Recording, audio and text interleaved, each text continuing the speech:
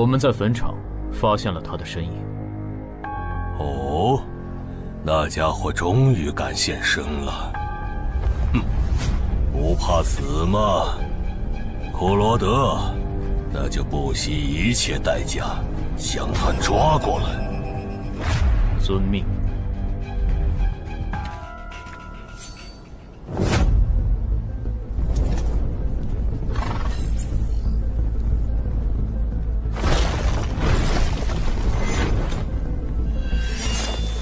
是不是打败你，才会放过我？那看来是没谈拢了。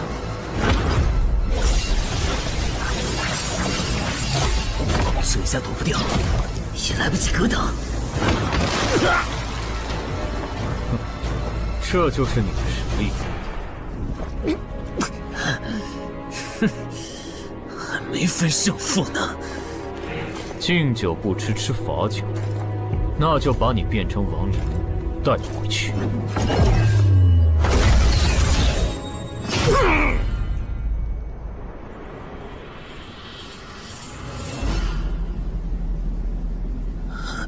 认输吧。做梦。王不灵。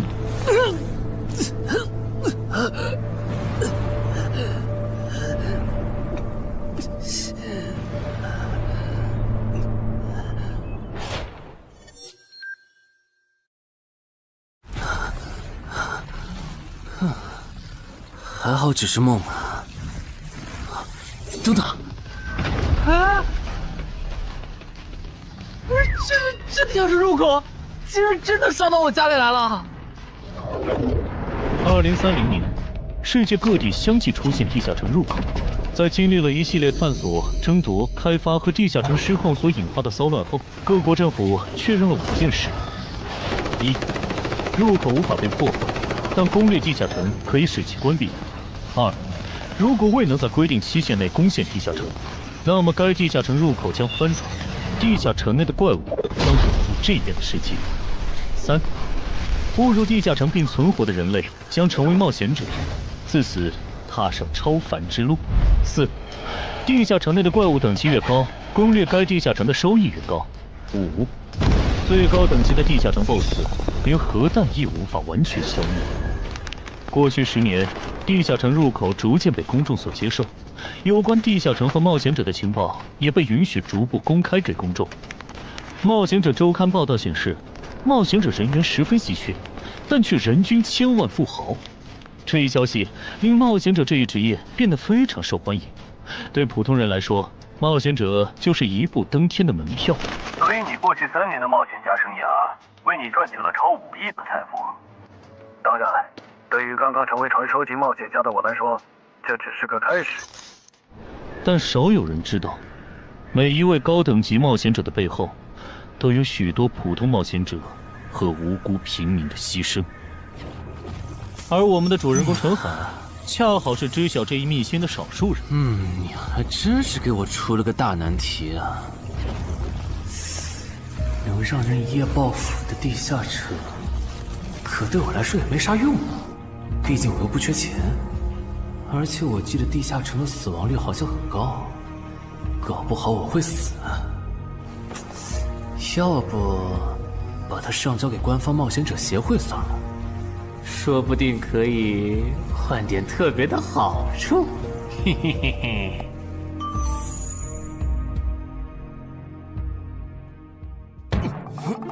谋杀岛慢。但放这也不是事啊！时间一到，入口翻转，怪物全跑出来，大家都得遭殃。这样，我先瞅瞅这地下城啥类型，要是死亡率高，我就搬到别的城市，走之前报警让警察来管；要是死亡率低，我就自己搞定。真搞不定的话，再搬家，然后报警。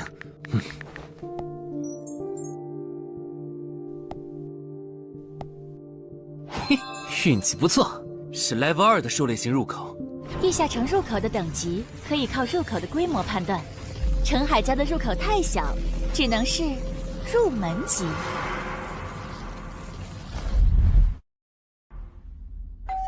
你好，有您的快递。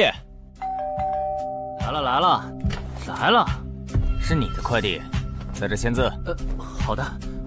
说起来，小哥你该不会是发现了野生的地下城入口吧？不然为什么要网购锁子甲？完了，不会暴露了吧？我玩全甲格斗的，之前的防具换，打算换新的。怎么了？有问题吗？没问题，我就是随便问问。感觉这人很奇怪啊，难道是我想虽然多了？早就知道一般市民对成为冒险者这件事有多着迷，但是被人这么生硬的试探，还真是有过惊悚的。还好我伪装的不错。不过这个箱子会不会有窃听器啊？还好没发现窃听器。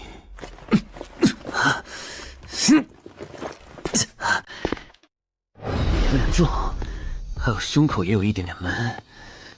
怕眼镜在战斗中不方便，从而携带了隐形眼镜。没有防身武器，就在附近消防器材店随便买了把消防斧。啊，锁起来倒是不影响，还行。那么，出发吧。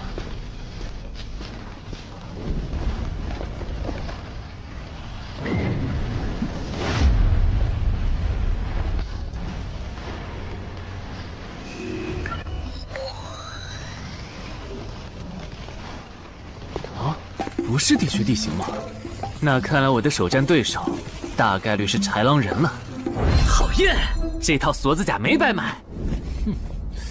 说起来，根据官方提供的情报，新人进入地下城后会激活冒险者面板，脱离条件也会出来。我的呢？来了。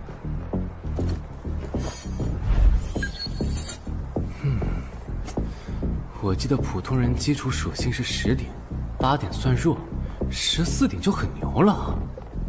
我不咋锻炼，力量和敏捷才9点，很正常。但智力有16点，真没想到啊！虽然智力和魅力是前期最没用的属性，但16点的智力，就算是协会或者财团内部也不多见吧？膨胀了，冷静，看一下地下城的脱离条件吧。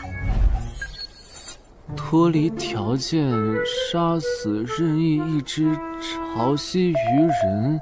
通关条件是全灭一个潮汐鱼人小队。等一下，为什么是鱼人啊？我血产过敏啊！就不能给我安排点正常的对手吗？啊！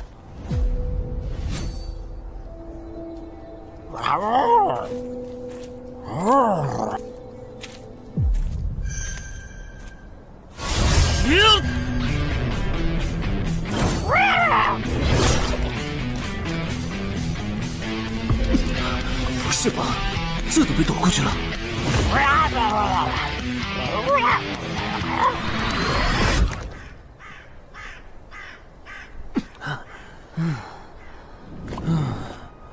不是，这个地下城的难度标注是不是搞错了？一个落单鱼人就能把我打得差点翻车，如果遇到满编的鱼人小队，我岂不是要就地归西？啊，等级增加了 ，Level 2菜鸟，我的称号我与潮汐鱼人55开，这玩意儿侮辱人是不是？算了，今天就到这里。还是等我请个健身私教，把基础属性练上来了，再来挑战这个地下城吧。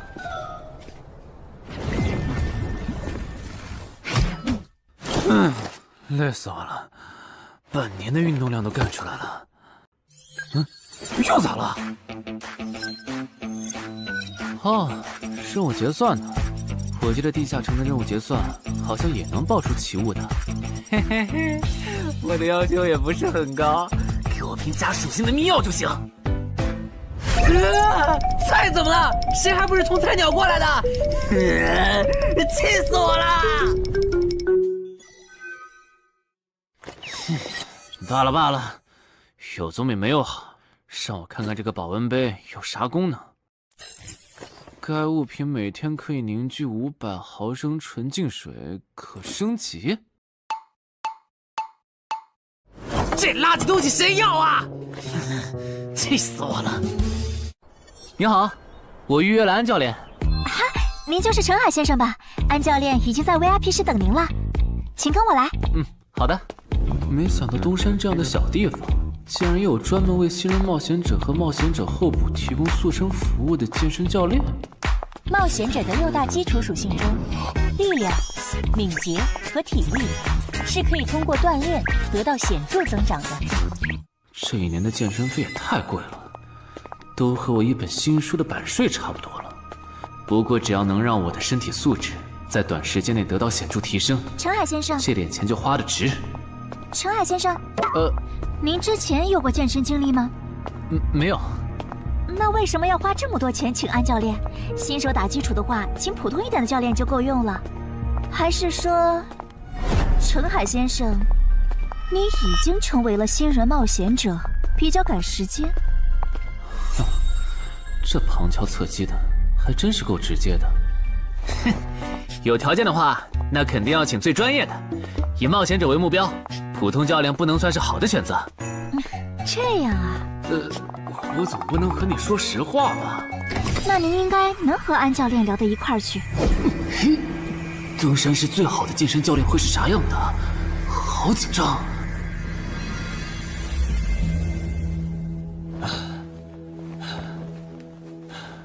啊！和我预想的完全不一样，我还以为会是个肌肉兄弟，结果到头来，这不是个小白脸吗？课程这么贵，竟然也能预约得出去？开玩笑的吧？就是你想成为冒险者，跟我来吧。3、4。我撑不住了，教练。 5，真的撑不住了。好，就到这里吧。30公斤举了5次，换算一下，你目前的单次最大重量应该在35公斤。作为健身小白，结合你目前的体重，你这个卧推成绩算是偏弱的。什么情况？虽然我知道我的身体能力低于平均线，但是这也太弱了吧？正常的老哥们不都是人均50公斤起步的吗？陈海先生的基础有点差呢。35公斤的极限数值换算到冒险者面板上的力量属性，应该只有9吧？普通人的力量、体能和敏捷数值是相对平均的，不会偏差太多。他现在这个状况，要在1个月的时间里变成冒险者，几乎不可能。那一般要多久？这个看你，如果天天练的话，差不多1个季度就能达到3个11了。这个11是你成为冒险者后面板上给出的约束，换算下来的话，就是比普通人略强。明白了。所以，办卡吗？那就先办一个季卡吧。我去哪儿交钱？转给我就可以了。好耶，以后撸铁不孤单了。认识一下，我叫徐茂，是健身馆的签约冒险者，以后多多关照。我叫陈海，畅销书作家，您也多关照。说起来，一般只有家境很好或者跟协会签了长期合约的冒险者，才会找安教练这样的专业教练。因为我不缺钱呀，我写畅销书赚的钱，在东山又花不完。既然以冒险者为目标，那肯定就要找最好的教练，打最牢固的基础。原来如此，我还以为你发现了野生的地下城入口，并且已经成为冒险者了呢。作为前辈，我得教你一些冒险者之间才流通的基础常识，免得你以后被人坑了。冒险者首次下地下城时，表现好能得个称号，带不带都行。要是带了会有加成，但也会被其他冒险者盯上。有些专找低等级地下城入口的猎人，就爱顶着称号在可疑的人边上晃悠。要是被怀疑的人被称号吸引，表现不自然，那猎人就知道这人是冒险者，接着只要跟着他，就能找到野生地下城入口。啊，这样吗？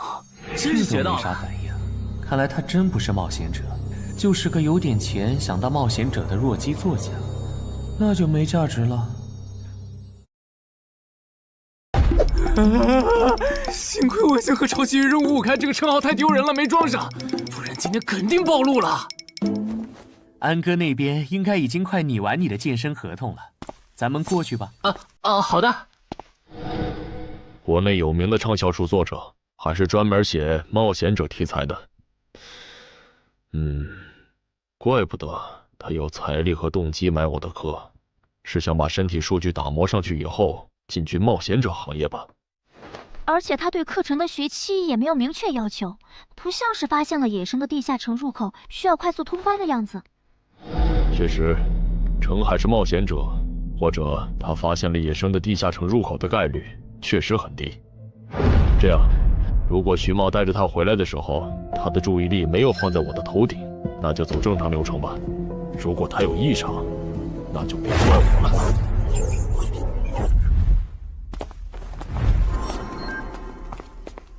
合同拟好了，你看完如果觉得没问题就签吧。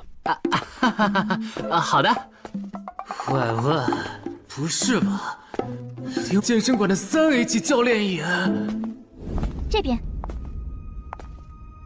那小子刚才看我的时候表情正常，视线也没停留在我头顶的称号上，看上去不像是刚发现地下城入口的小白。徐茂，你没做多余的事吧？怎么会呢？我可是健身馆的签约冒险者。那就没有持续关注的必要了。签好了。这份是您的，请收好。等下安教练会带您做体能测试。好。停吧。和我判断的差不多，你的体能也偏弱，敏捷测试就不做了。接下来的1周，我们主要做力量和体能塑造。你一般什么时候有时间？什么时候都有时间。行，那明天上午10点来健身馆找我，早饭别吃太油的。没想到国内规模最大的健身机构竟然会干这种勾当。依靠对新人冒险者和冒险者候补的身体塑造业务来钓鱼，如果我今天的演技再差一点，就要被他们瞧出问题，吃干抹净了。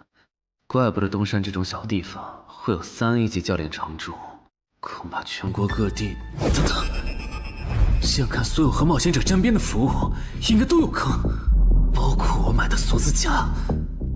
还好我当时觉得在同一家店购买防具和兵器的行为有点不打自招，不然网购锁子甲的时候就暴露了。看来我还是低估了冒险者这个职业的潜在风险。得调整一下计划了。原本想着等锻炼的差不多了以后再来挑战这个地下城，但没想到现实世界如此残酷，针对低等级冒险者的坑到处都是。虽然今天运气好避开了一个坑，但我总不会每天都有这么好的运气吧？只能冒险来地下城提升冒险者等级了。这次的脱离条件是鱼人眼珠吗？对了，不知道昨天那只的眼珠可不可以？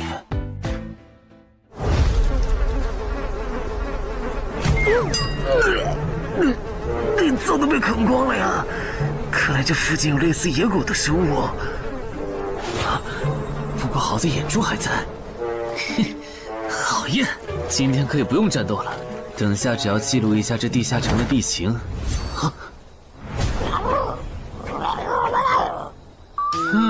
鱼人呢？我还以为是什么呢，吓我一跳。只是一只落单鱼人的话，我根本……一只还好，2只我肯定打不过呀！快润！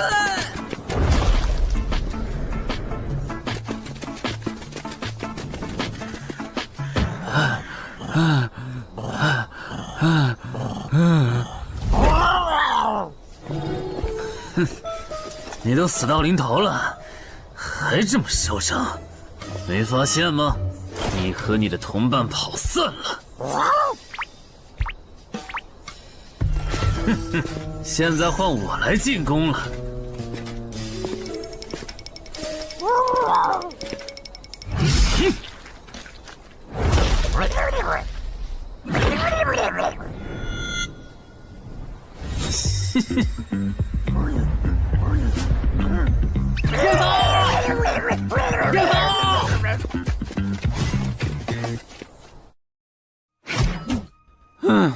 累死我了。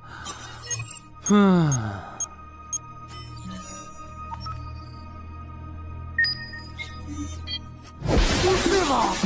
这次的评分明明更高，为什么反而没奖励啊？入门级地下城的暴力原来这么低吗？不过如果其他冒险者也是这个情况，那么他们是怎么赚到钱的？还是说有什么常识是别人知道，但我不知道的？明天找机会去问徐茂和教练。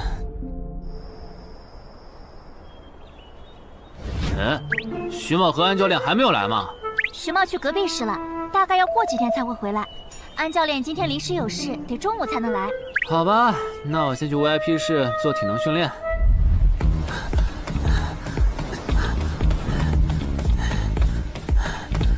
我外出的这几天，他都是这个训练强度。对，那可真够拼的。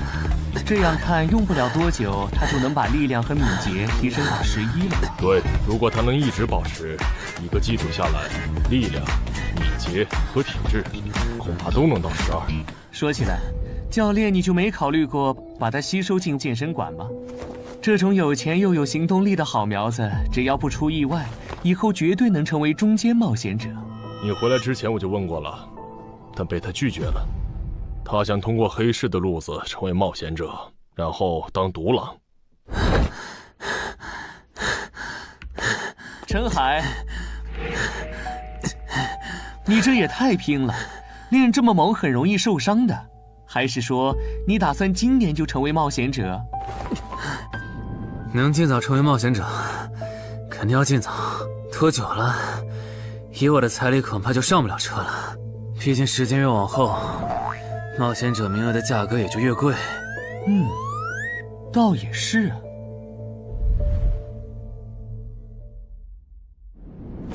算上前天安教练的招揽，我大概可以肯定，徐茂和安教练已经排除了我拥有入门级地下城入口的可能了。接下来可以找一个合适的时机。发什么呆呢？在想事情？没，可能是太累了，有点走神。你这样肯定不行，频繁的超负荷运动只会累积伤病风险，真受伤了反而会拖慢你的塑身进度。我也意识到了，后面应该会减少训练量。对了，截止到现在，你的前期投入都赚回来了吗？还早着呢，照现在这进度，起码得等我到11级才有可能回本。为什么是11级以后？因为1到5级的冒险者挺好混的，有老手带着，完成任务就能撤退，死亡率极低。没想法的就可以这么混等级，而6到10级后，任务变难了，怪物的情报就值钱了。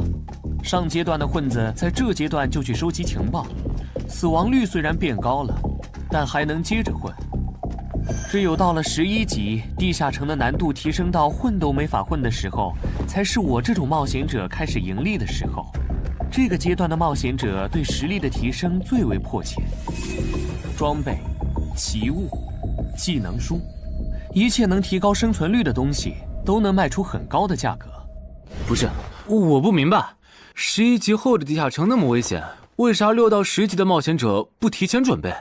不提升有很多原因，一是官方不管民间冒险者攻略地下城的事，好多冒险者到11级就想退回去过正常日子了；二是地下城的东西只能让一小部分冒险者在精英地下城混下去。11到15级赚得多，但风险也大，而6到10级，有人光靠收集情报和做后勤就能回本了，所以他们也就没必要冒着生命风险去11到15级这个阶段打拼了。原来如此，所以冒险者在6级不，在更早前就已经完成分流了。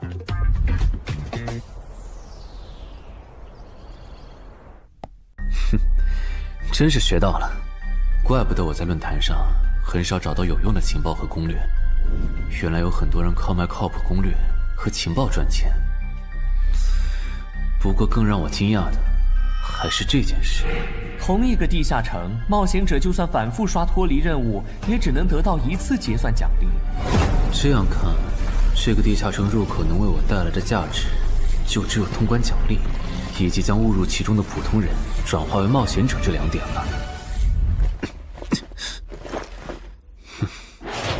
考虑到我本身并不缺钱，我还是尽量单刷这个地下城，然后再考虑要不要继续当冒险者了。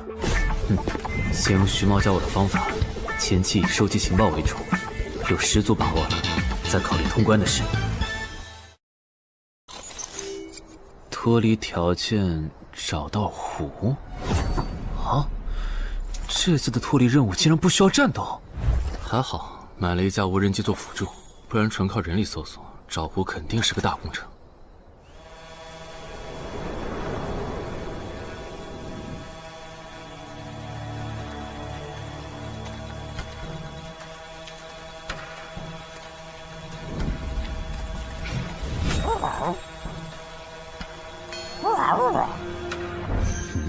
这是什么？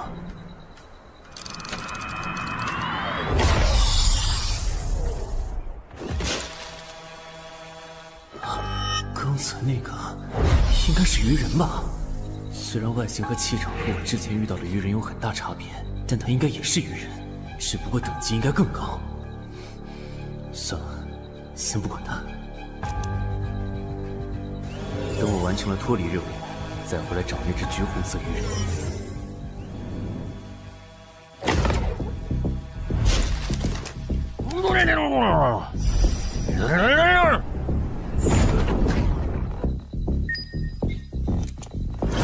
找到了。哼，怪不得森林地形的地下城会刷出鱼人这种怪物，原来森林深处藏着一个这么大的湖吗？这样的话，脱离任务就算完成了，不用和鱼人接触可真好啊。接下来，是那只橘红色的特殊鱼人。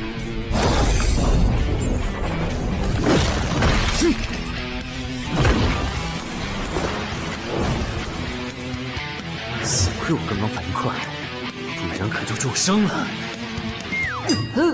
不过我新买的无人机的遥控器，我的心在滴血啊！不对，现在不是想这些的时候。这只鱼人的速度太快了，我必须慎重对待。啊！一只、2只、3只、4……哼！好险！这情况，这个人怎么还没死啊？如果不是穿了锁子甲，我这条胳膊估计就废了。这家伙真的是新手级冒险者会遇到的对手吗？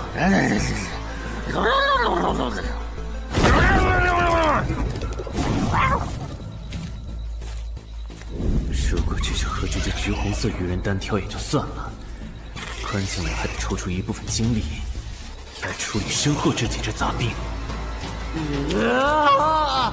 不管怎么看，这个地下城的难度绝对超纲了呀！要不逃吧？脱离通关任务重置了。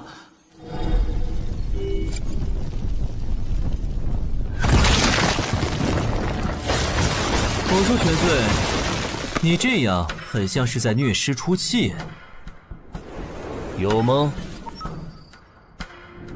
归根结底，还不是这只哥布林太弱了，扛不下我的拳头。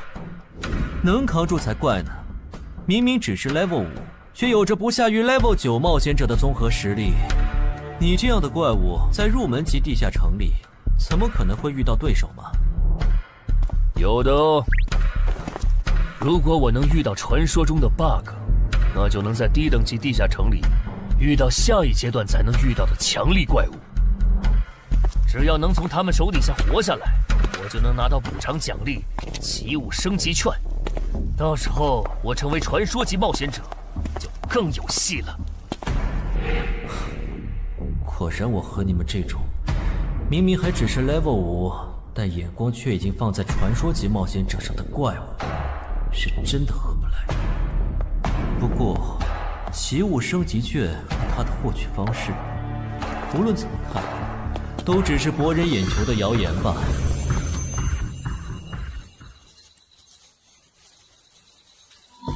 在高战力异常鱼人个体的追杀下活过3分钟，任务完成后将得到额外补偿，奇物升级券。不是吧？我都准备逃命了，你给我整这个，要玩死我吗？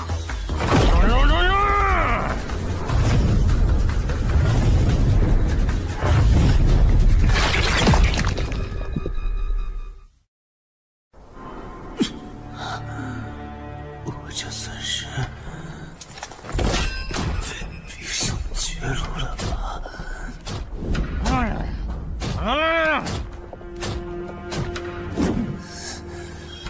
早知道当初就不该成为冒险者，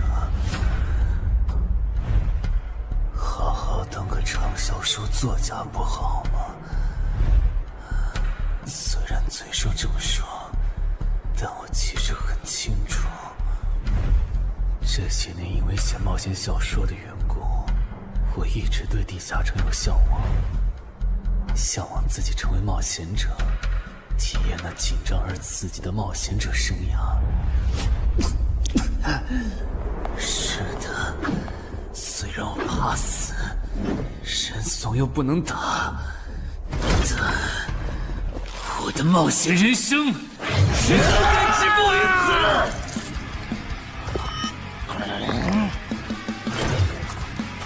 想想，我现在还有什么牌？我现在还能打出什么牌？使用称号，我与潮汐鱼人5开。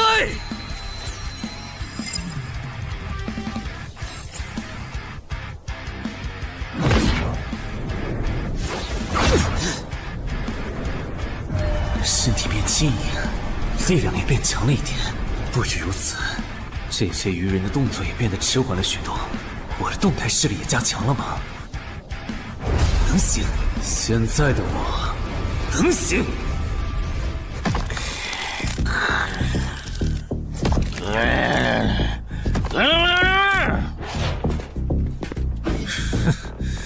没想到高级鱼人说的话，我竟然能听懂。就剩你了，头目。我是干掉了这只下级士兵，别再得意忘形了啦！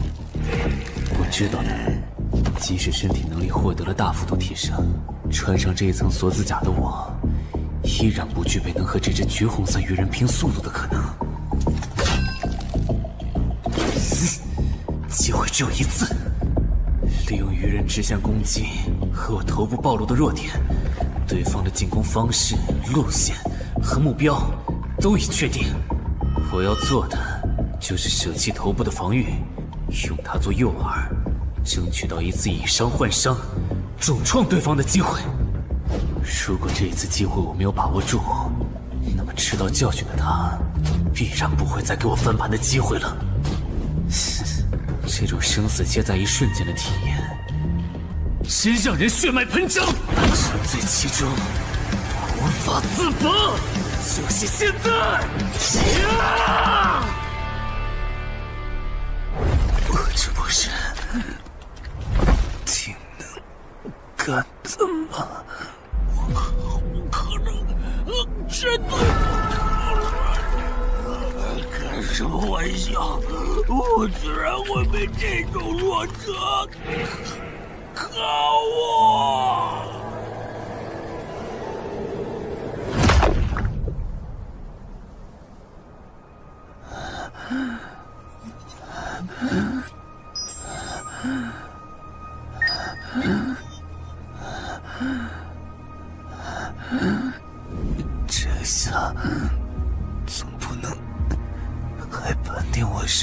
菜鸟了吧？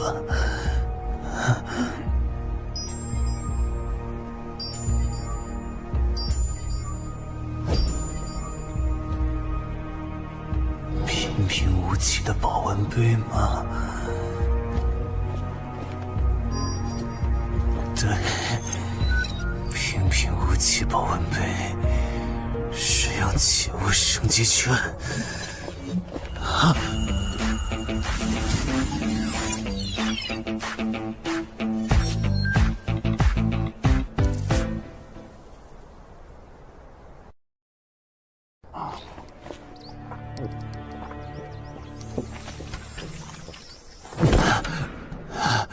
活过来了。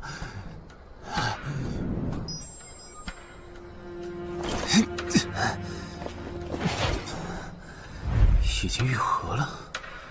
冒险者面板，冒险者等级竟然提升了，不过还是菜鸟。哦，感知也提升了一点，还获得了一个新称号——至死地而后生。哼，倒是个意外之喜。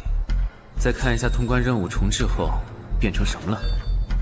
挑战等级上升了，脱离任务刚刚也完成了。不过这通关任务捣毁潮汐鱼人的孵化池吗？算了，这个通关任务明显不是现在的我能处理的。溜了溜了。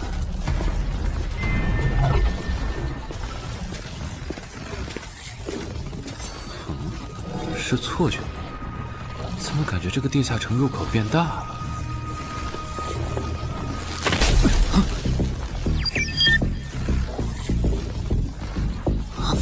等级不足，这个地下城升级了。这么看来，我刚才完成的脱离任务，其实来自更高等级的地下城。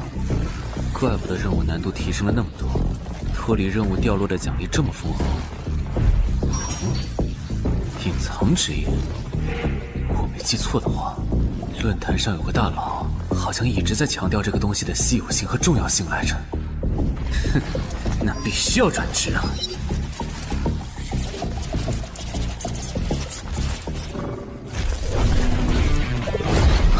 什么情况？感知竟然提升了，死亡行者也算是新职业了。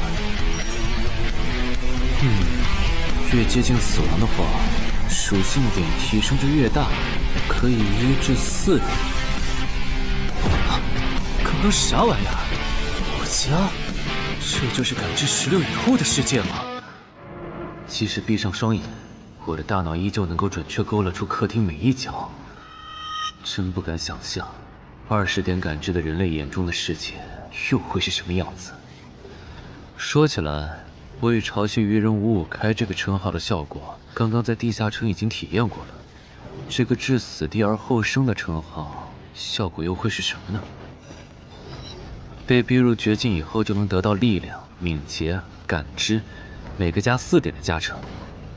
这个称号的触发条件和死亡行者的触发条件差不多哎。等等，也就是说，死亡行者搭配至死地而后生，极端条件下可以给我带来8力量、8敏捷、9感知的提升。哈哈哈哈！这也太超模了吧！胆子再大一点，以后遇到打不过的敌人，我完全可以靠自残触发效果让属性提升。等干掉敌人以后，再用稀奇古怪的回血药水把状态拉回来。而且回血药水的用处也不止于此，有了它，我再也不用担心健身过度肌肉拉伤了。反正每天都能回一次血，完全可以想怎么练就怎么练。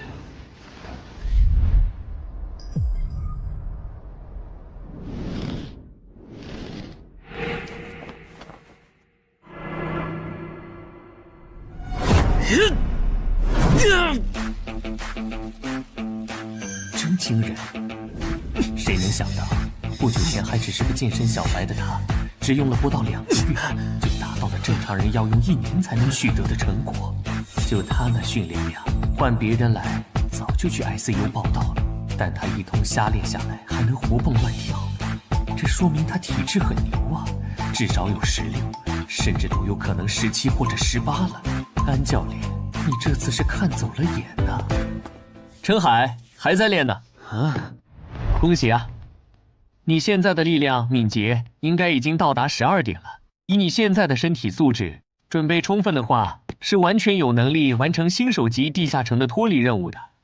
真的不考虑加入健身馆，成为这边的签约冒险者吗？我可不想当一个会被合约束缚的冒险者。那真是太可惜了，我还以为能和你成为同事，以后一起攻略地下城呢。不是同事，也能一起攻略地下城啊。对了，我打算从散人手里购买冒险者名额，这方面你有什么忠告吗？忠告吗？不是同事，也能一起攻略地下城啊。对了，我打算从散人手里购买冒险者名额，这方面你有什么忠告吗？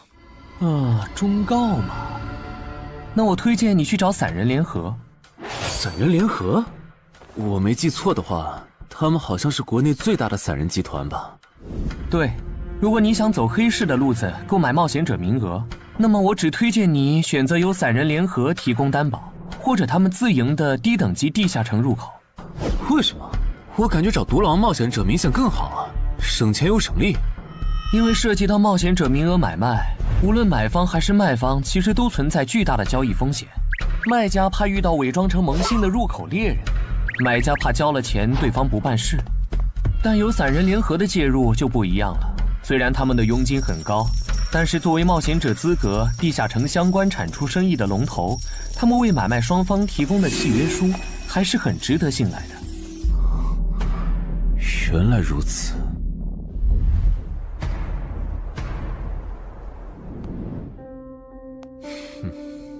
查了一下，整个漳州只有云霄市的这个老廖稍微靠谱点，找了散人联合做担保。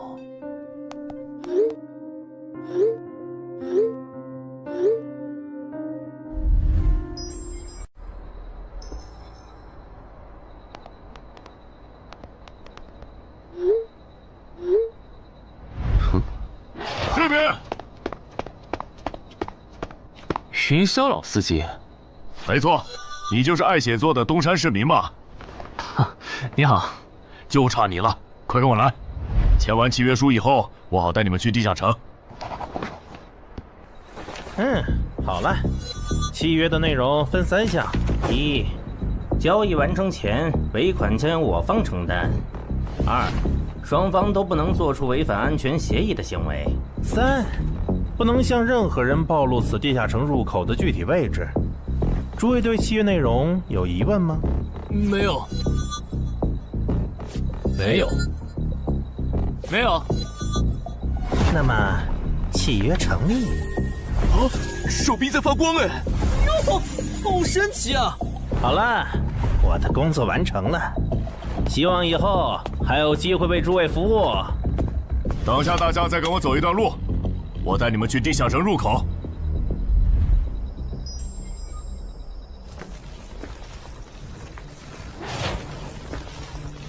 这个地下城入口的位置确实隐蔽，难怪没有被官方和云霄市的资本发现。好了，大家排好队，按顺序进入。我先走一步，给大家带路。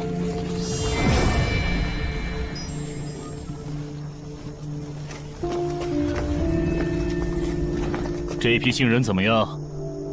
哦，太酷了！我也是冒险者了，真好。还行，没有看起来像刺头的。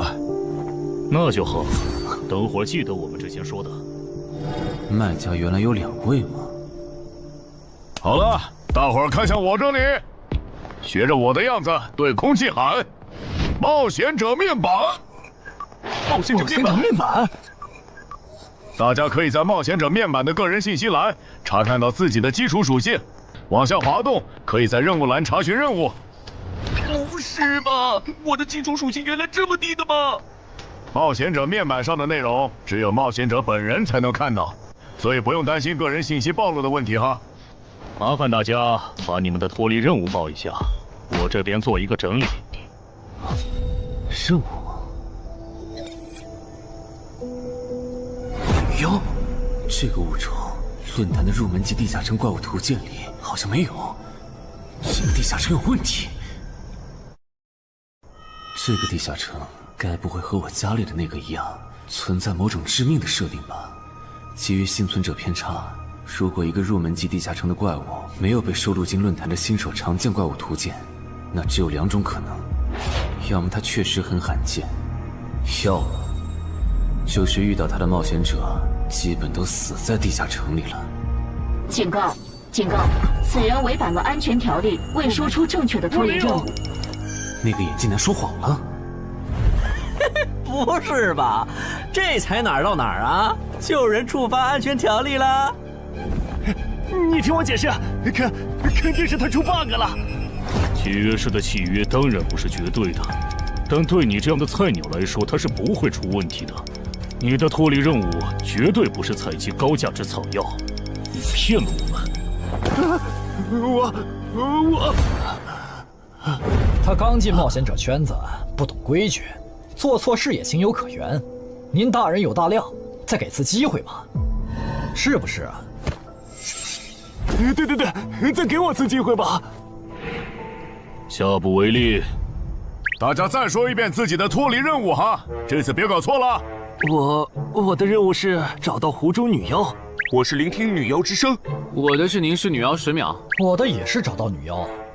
接下来我会带大家去女妖出没的林中湖泊，大家跟紧一点，别掉队哈。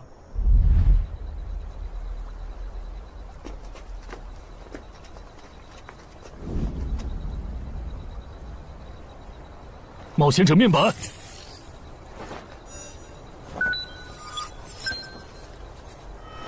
他在干嘛？呼唤湖中女妖。他怎么知道这样做可以召唤湖中女妖的？这就涉及到商业机密了。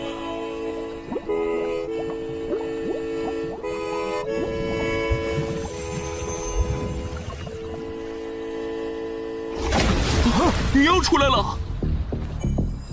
我的脱离任务完成了，我的也完成了。8、9、10。大家把耳塞戴一下，女妖马上就要唱歌了。不戴的话会怎么样？女妖的歌声会破坏你的大脑。刚成为冒险者的 Level 1萌新，一整首听下来，大概会当场暴毙吧。什么？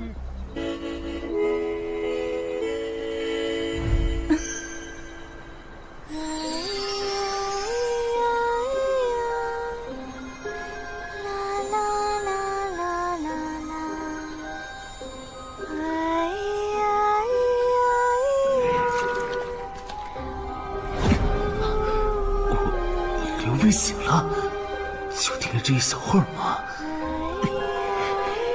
还好我戴了耳塞，歌声听得不真切，不然恐怕已经死掉了。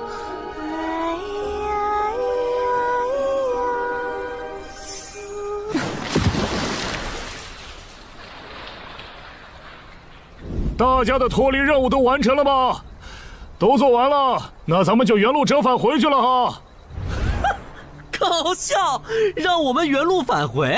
来之前我已经查过了，地下城里的植物和矿产都是很值钱的。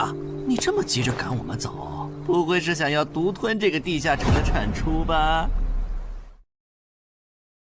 我们可是付了钱的，为什么不能在这个地下城采集高价值草药和矿产来回血？等一下，咱们的契约书里可没有这条。但也没有不准我们完成脱离任务后采集高价值草药和矿产的条例吧？原来冒险者还可以在地下城内采集草药和矿产的吗？你不知道吗？其实大部分冒险者并不具备通关能力的，他们主要的盈利方式就是搬运地下城内的物资和收集怪物情报。你是觉得脱离任务已经完成了，我们又碍于契约不能对你出手，所以可以发难了是吗？不然呢？真是笨蛋。但有一点你没考虑到，那就是我并没有和你们签订契约啊。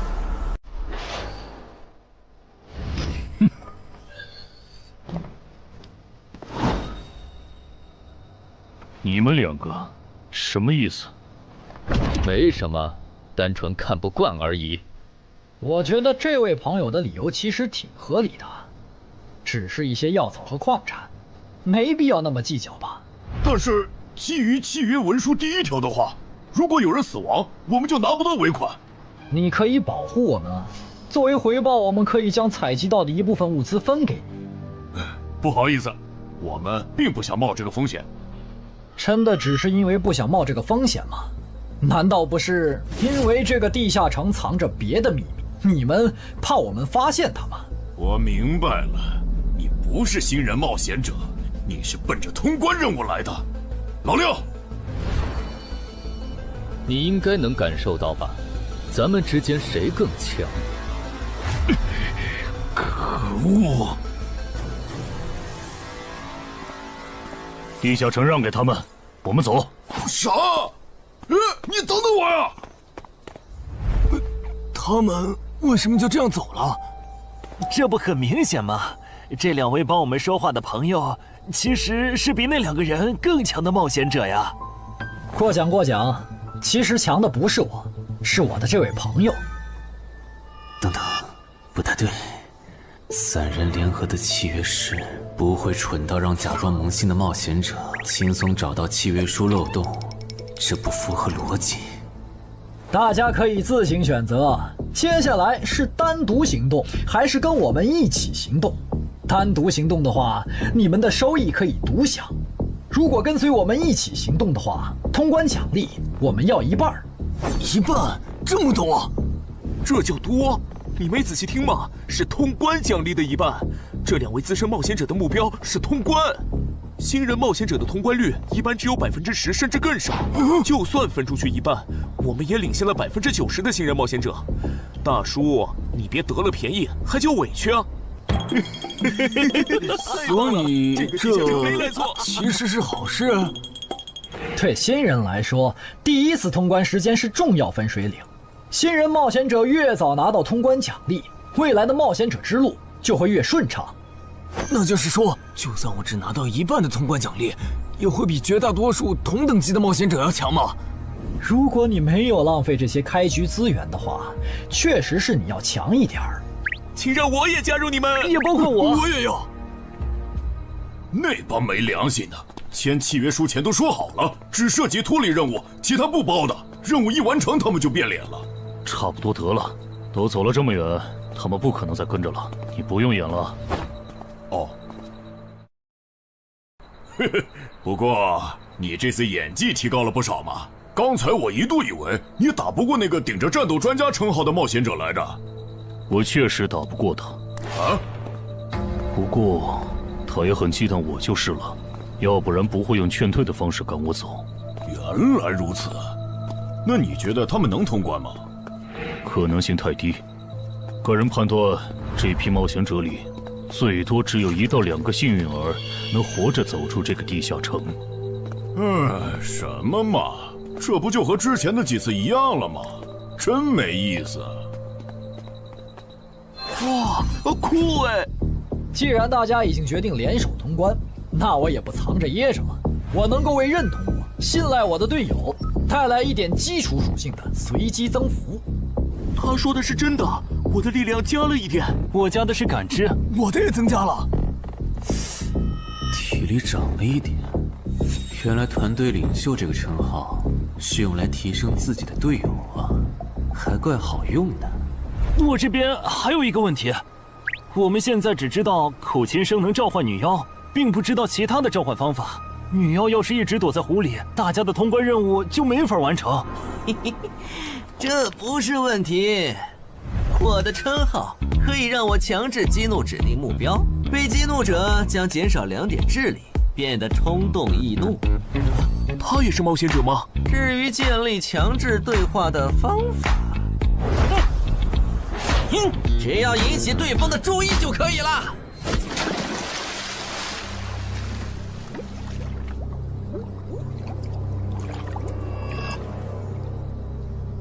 蠢货，你过来呀！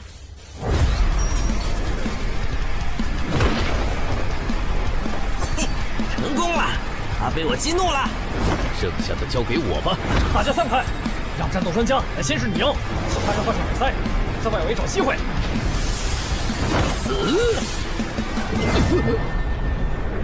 穿过去了。开什么玩笑？竟然是灵体！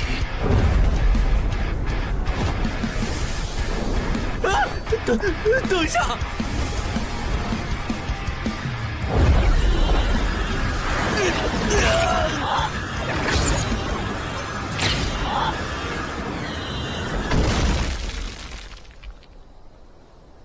还好有2-3，只是鼻子出血。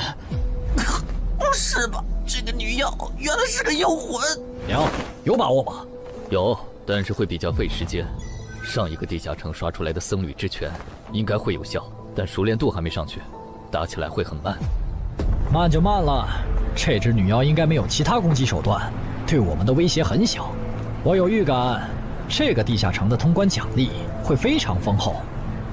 哼，愚蠢的选择。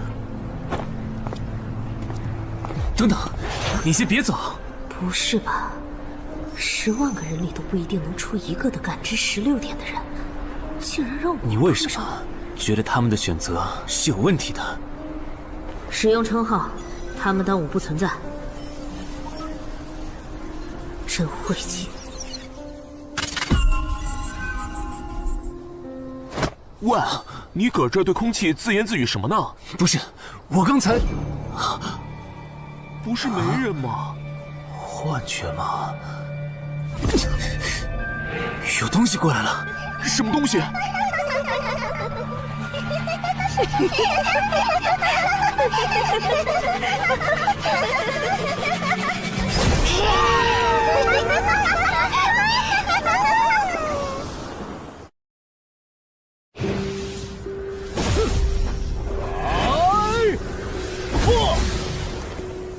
有效果了！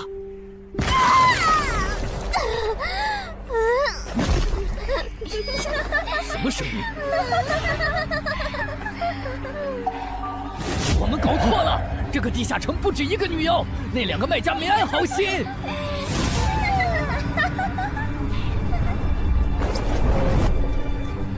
不是吧？这也太多了！不行，这个数量2-3已经没用了。还傻站着干什么？跑啊！为什么总是让我遇到这种事？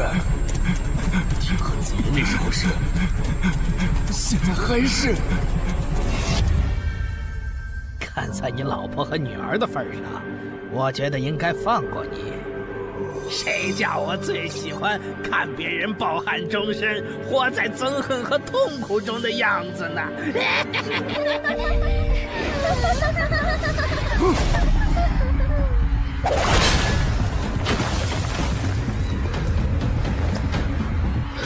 你们以为我是谁？给我滚开！妈妈，我错了。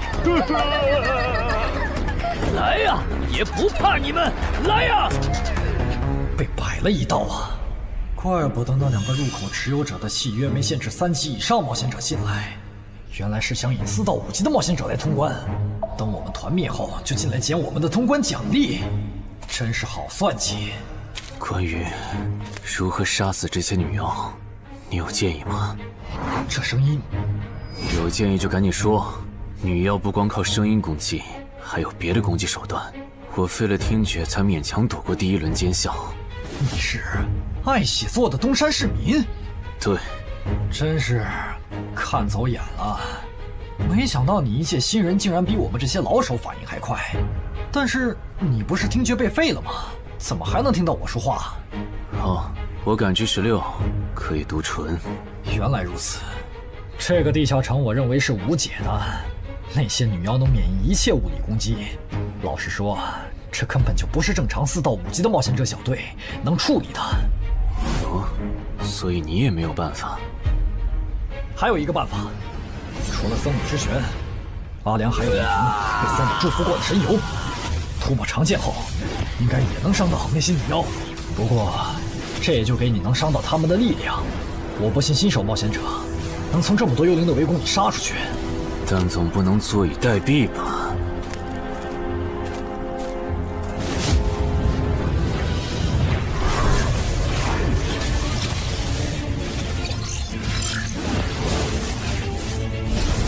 至死地而后生。能听到吗？我问过你的同伴了，他跟我说，要通关必须从你那里拿到被僧侣祝福过的神油。通关吗？能帮我拿一下吗？不好意思，我眼睛瞎了，恐怕没办法操纵冒险者面板取出你要的东西。这样吗？不过，我还有一个办法可以让你得到它。什么办法？你干什么？就是以死后掉落的形式让你获取。其实我也不是非要那碗油杀人夺宝不可。20点的敏捷足够我甩开女妖逃出地下城了。我就是想试试能不能通关。虽然无论怎样，你都不可能活下来。哇，真的很吵啊！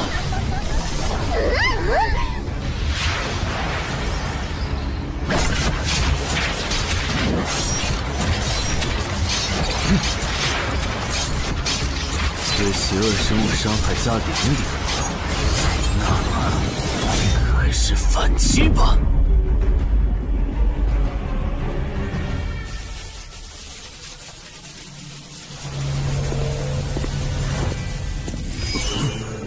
好像有人从里面走出来了。哪有人啊？你看错了吧？不是，我真感觉到了。果然，他们那不能攻略的地下城市陷阱，引同等级冒险者来做通关任务，把人坑死在里面，接着捡掉落的东西，或者等冒险者重伤出来就杀人夺宝。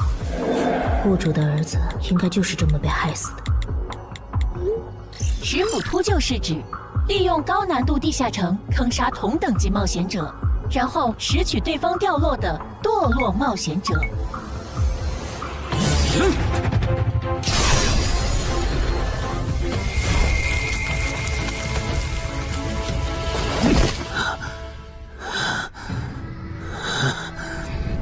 好险！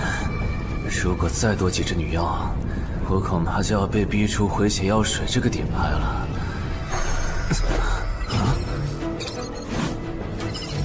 您的绝妙操作取悦了路过的死亡主宰，得到其恩赐，亡灵亦不能杀死我。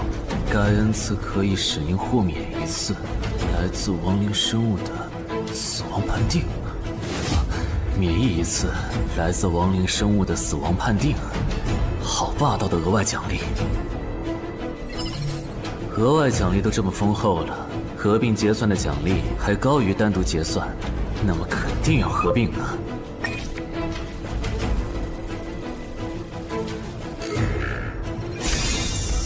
哼，果然，除了稀有级奇物和新称号以外，还给我报了2个专属技能。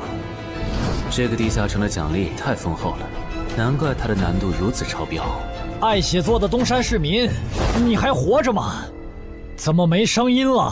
哼，差点把他给忘了。你现在感觉如何？能站起来吗？有点难，那只能扶着你了。其他人是不是都死了？胖子、四眼、大叔，还有你的2位同伴，都死了。你应该不是第一次进入地下城吧？哼，我还以为你不会主动说破呢。如果我说我能保守秘密，并将我得到的奖励作为酬劳全部送给你，你能不能不灭我的口？但你死了，同样可以保守秘密。那你就得不到我的通关结算了。而且，云霄老司机和他的同伴肯定在地下城入口附近蹲幸存者。我可以帮你吸引他们的注意力，相信我，让我活着走出地下城，对你来说是最有利的选择。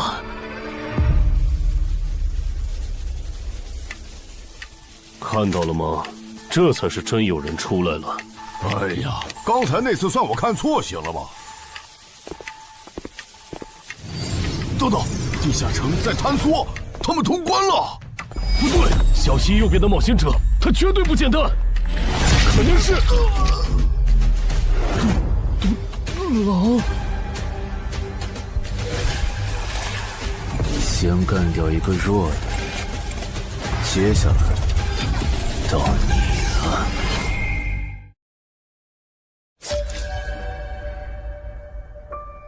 东山市民，你好大的胆子！不是吧，不是吧？不会真有人觉得自己坑完人不会被报复吧？呵呵，这么霸道的吗？闭嘴！哎呀，我好怕呀！你这家伙，找死！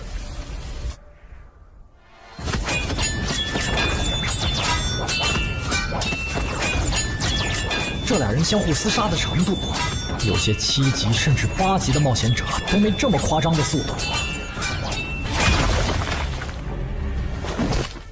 不可能！带上这个称号以后，我的速度竟然还是没你快，真是离谱他妈给离谱开门，离谱到家了！你的敏捷难不成有17，甚至18？可，你猜？冒险者面板，哼，不比速度了。不比了。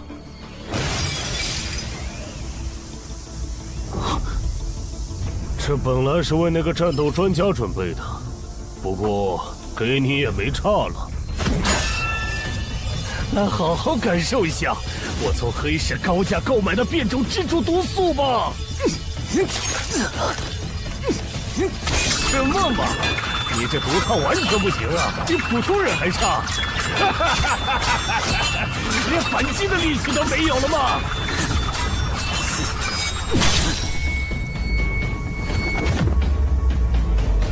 太慢了，太慢了！你这样是伤不到我的。哼，蜘蛛毒，这就是你为我们准备的手段？怎么样？喜欢吗？作为7级地下城蜘蛛地穴的特殊产出，可以极大的削弱低等级冒险者的力量、速度和体力。迄今为止，因为他而败在我手上的5级冒险者已经有4个了，而你将会是第5个。然后呢？你应该不只准备了这点手段吧？全都亮出来吧！不会吧？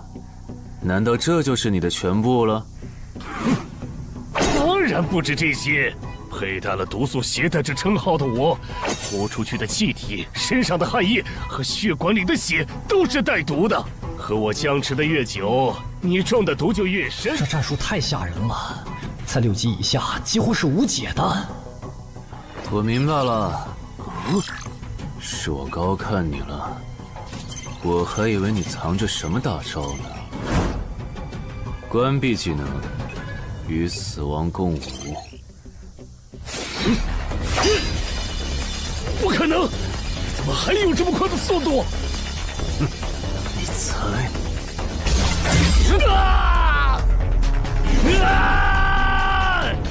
别太得意了！太慢了，太慢了！你这样可是伤不到我的。不可能，绝对不可能！你明明只是个独狼，怎么可能比杀了大量5级冒险者的我还强？没什么不可能的。在舒适区里泡着的你，永远也看不到与死亡同行之人所看到的风景。但是，溺死的往往都是会水的。散人只有劣势更弱小的散人，才能积攒出大量的财力和武力。我的路才是正确的。对普通人来说，或许你才是对的。不过，在我看来，与死亡同行之人，如果走到了极致的话，未必不能超越死亡。不是吧？那么强的人，竟然这么轻易的被……啊！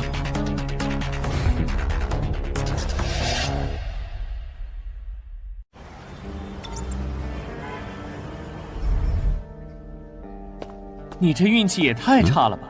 啊，徐茂，你怎么来了？来看你啊！第一次进地下城就遇到了能免疫物理攻击的怪物，好不容易通了关，还被师傅秃鹫堵门。不过也多亏了这次经历，让我得到了置死地而后生这个称号。也是，还算幸运。那些传说级冒险者，哪个没在5级以前越级挑战过对手呢？对了，个人建议不要让别人知道你的主要称号，情报泄露是很致命的。冒险者要防的不只是地下城的怪物。原来如此，学到了。虽然女妖之森的入口持有者，官方说是被另一个幸存者杀了，但我查过，那人主要称号侧重团体战斗，单人作战能力没强到能杀掉2个师傅秃鹫，所以怎么了？我脸上有什么东西吗？没什么，我只是突然想起来，高教练月底就要回东山了。你这边养好伤以后，记得回健身馆报道。关于你的塑身计划，要进入第2阶段了。好的。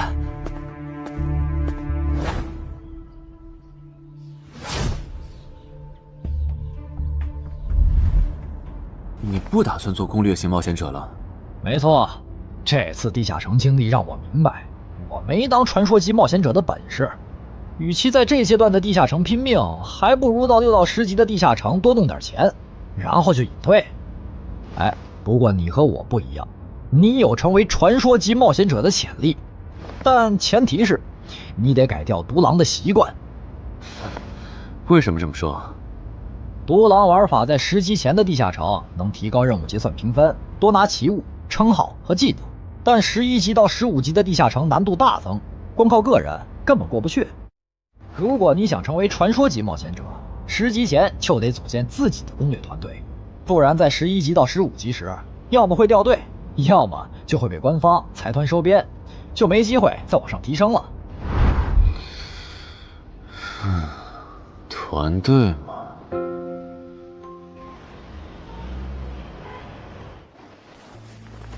害死我儿子的秃鹫们已经死了，杀死他们的人就在这2名幸存者之间。你认为谁才是帮我儿子报仇的恩人？他。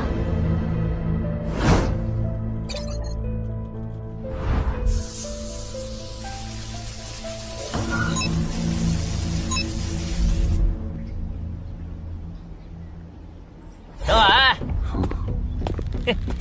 你就是女妖之森的通关者陈海吧？我们对你在女妖之森得到的通关掉落很感兴趣，你开个价吧。不卖。他说不卖，他不会真的以为我们是在跟他商量吧？那我换种说法，把你在女妖之森得到的东西交出来，立刻马上，不然有你好看。你们在干什么？不许骚扰我们医院的病人，走开！烦人的家伙来了，哥，我们走。切，真晦气。下次他们再来骚扰你，你就来找我。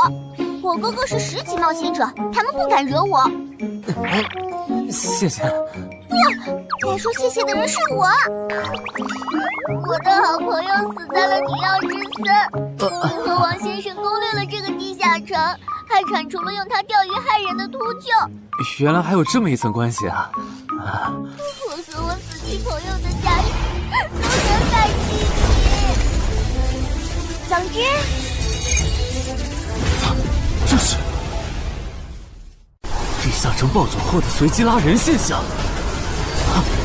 怎么还会拉我呢？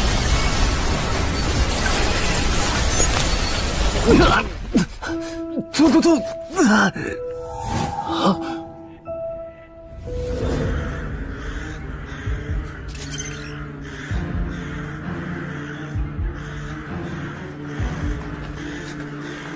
大家不要惊慌，我们只是被拉入了翻转后的入门级地下城。不是吧？我就来医院看个牙的功夫，怎么就被拉入地下城了？现在请大家跟我一起打开冒险者面板，确认你们的脱离任务。展开面板。5级的生存类地下城，哇，这次可能要死很多人。啊！云霄市医院发生入门级地下城翻转现象，有20人因此凭空消失，周德也在这20个人里。情况如何？失踪人员名单已经整理出来了。被卷入地下城的一般民众有17人，冒险者3人。我们还找到了失控的地下城入口。不过什么？你的脱离任务和通关任务是什么？消灭10具骷髅士兵，存活1小时。你的呢？我的也是。那看来大家都一样。老弟，咱们的脱离任务难度和他们的不一样啊。还有那个叫陈海的小子也被拉进了这个地下城。正常，生存类地下城的脱离任务是根据挑战者实力的强弱划分的。至于那个叫陈海的，等咱们做完了脱离任务再去找他。那个，大家听我说，这个地下城非常危险，请大家捡起地上的兵器，3到5个人为一组，凑齐脱离条件以后，尽快离开吧。完成脱离任务以后赶紧离开？你算老几啊？在这指挥本大爷？说不定是人家想把咱们忽悠走了以后，独吞地下城的宝藏呢。不是，这个地下城真的很危险。这俩蠢货脑子有坑吧？对地下城的危险没有认知也就算了，还在这带节奏。这位先生是非常强大的冒险者，他前几天刚通关了一个难度非常高的地下城，还和同伴联手除掉了10府秃鹫。真的假的？就是锦城家园那栋烂尾楼，听说害死了好几10人。哦，想起来，请大家相信他的判断。这个护士干嘛一直夸我呀？好烦呐！不过好在效果还行，能引起这些新手的重视就好。等一下，如果这个地下城真的那么危险，那你觉得就凭我们这些普通人，真的有能力完成脱离任务吗？先不说消灭骷髅士兵有多难，就按你说的，3到5人一组去猎杀骷髅士兵，最后肯定是青壮年组队，老弱被抛下。请问，你考虑过被剩下的人的死活吗？有道理。分开行动的话，骷髅士兵听起来就很难对付。骷髅士兵，那就死掉了。很多人就是因为单走，才被地下城里的怪物杀死了。姐夫说的没错，被拉入地下城后，一定要拉拢人心，来拿到话语权，再利用话语权来强迫冒险者当我的保姆。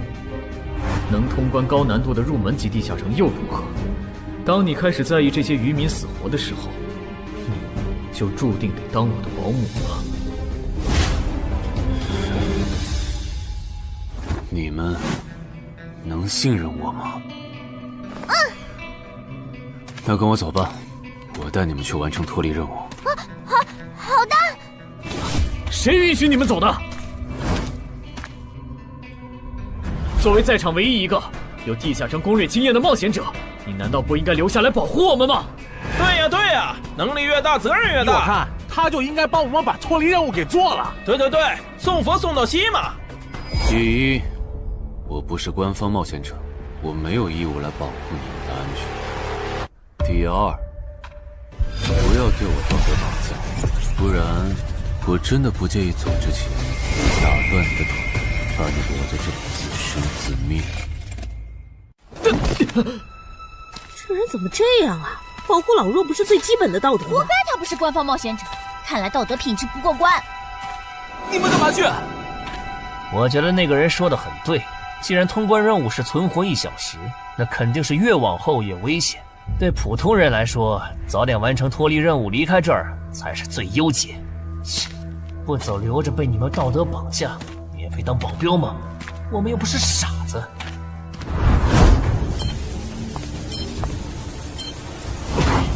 怎么是他？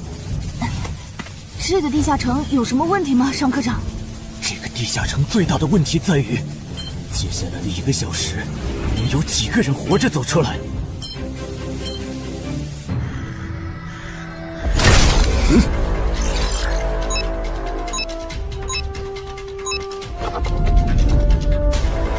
你们就学我刚才做的，用剑去砍那些骷髅士兵的颈椎。那你呢？又来了！我嘛，就用我的老伙计和他们练练。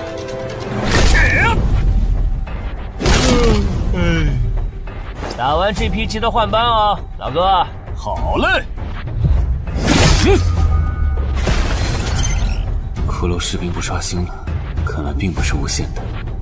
好消息是新人的压力小了，坏消息是我这样的老手完成任务更难了。这周围的骷髅士兵被咱们刷光了，换地方吧。受伤的人往后退，剩下的2人一组，交替清理从地里爬出来的骷髅士兵。再战40分钟，大家就可以回家了。好，亏我之前以为当冒险者有多难，结果就这儿啊！是啊，这些骷髅根本就没有那个老手渲染的那么危险。等这次结束，我也是个有名的冒险者。这些骷髅虽然弱，可不代表这地下城难度低。正相反，骷髅越弱，越说明地下城有极厉害的 BOSS。更让我烦的是，这地下城怪物也太少了。虽然我以老弱不宜参战为由，劝退了近半的冒险者，但是分到我这的怪物才4个。最后10分钟，这地下城难度肯定飙上。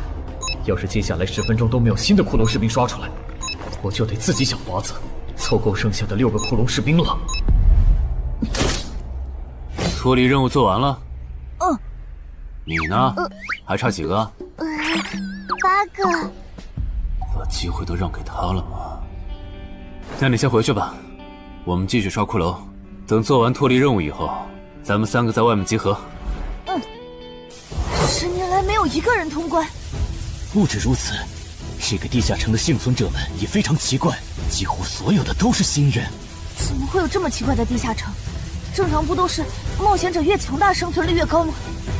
因为这个地下城有一个被称为强者坟墓的机制。同样的脱离任务，新人的难度只有老手的1/10。当新人完成脱离任务离开的时候，实力远超冒险者的地下城 BOSS 会主动追杀冒险者。好多老手都栽在这机制上。周德，快点察觉到，这个地下城的本质是谁最先完成脱离任务，谁才能活下来的竞速比赛。好心的冒险者哥哥，护士姐姐，再见。拜拜。再见。等下遇到的骷髅士兵，我多分给你一点。你先完成脱离任务，和他在外面会合。好的。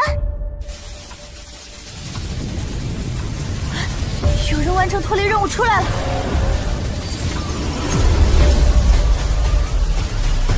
怎么是小孩子？有人离开这个地下城了。这个第2阶段是什么意思啊？原来是这么回事吗？这个地下城的本质是竞速。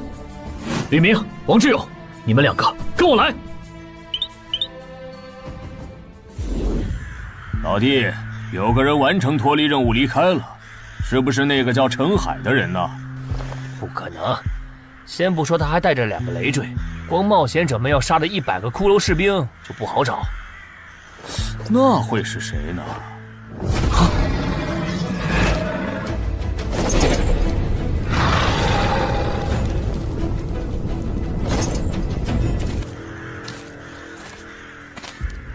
叫我们跟着他出来，都走这么远了，也不解释一下。如果遇到大群的骷髅士兵，咱们算就完了。闭嘴吧，他这么做肯定是有原因的，你没注意到吗？他是看到任务栏变更以后才叫我们出来的，恐怕他比我们更清楚这个地下城发生了什么。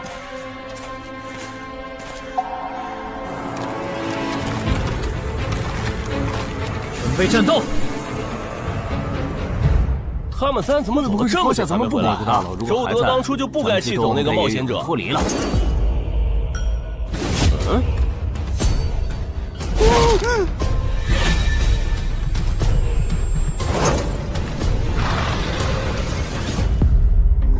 周德、吕明，你们2个王八蛋，竟然拿我当挡箭牌，用完就丢！你们这2个小人！你还差几个？3个。那快了，我们再找些小股的骷髅士兵杀，应该能赶上。等等，不对劲，幸存者的数量在减少，营地那边出事了。说什么？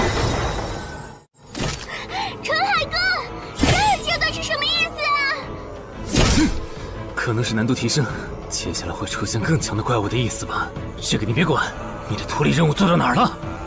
我看看啊，陈海哥出事了，其他人都死了，现在只剩4个幸存者了。什么？左2，右2，去左。都说了，是这个地下城的 BOSS 降临了，要想活命，必须就地折返。在 BOSS 找到我们之前，完成脱离任务。别开玩笑了，就咱们2个人，怎么可能在那么多骷髅士兵的围攻下完成脱离任务？王志勇在的时候都做不到。听不懂人话吗？我们已经没有时间去找骷髅士兵了。还差右2。剑锋，救我！你好了吗？马上！陈海哥，好了。常先留下，你先走。可是，撤下！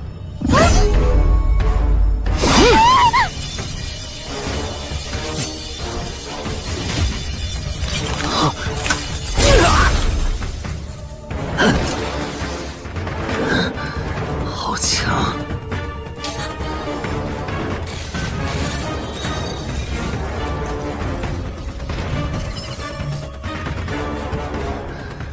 明白了吗？你留下来，只会碍事。我知道了，我去外面等你，你一定要活下来。好了，现在只剩下咱们2个，我猜你是不会放我走的，对吧？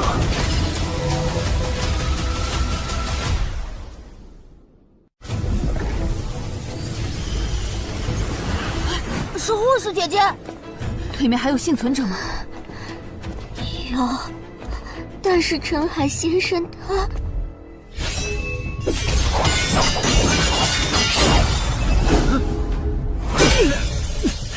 好强，想下去不行，速度和力量我都不是他的对手，就算能大概猜出他下一步动作，可因为一直忙着抵挡，一次出错的话就得死。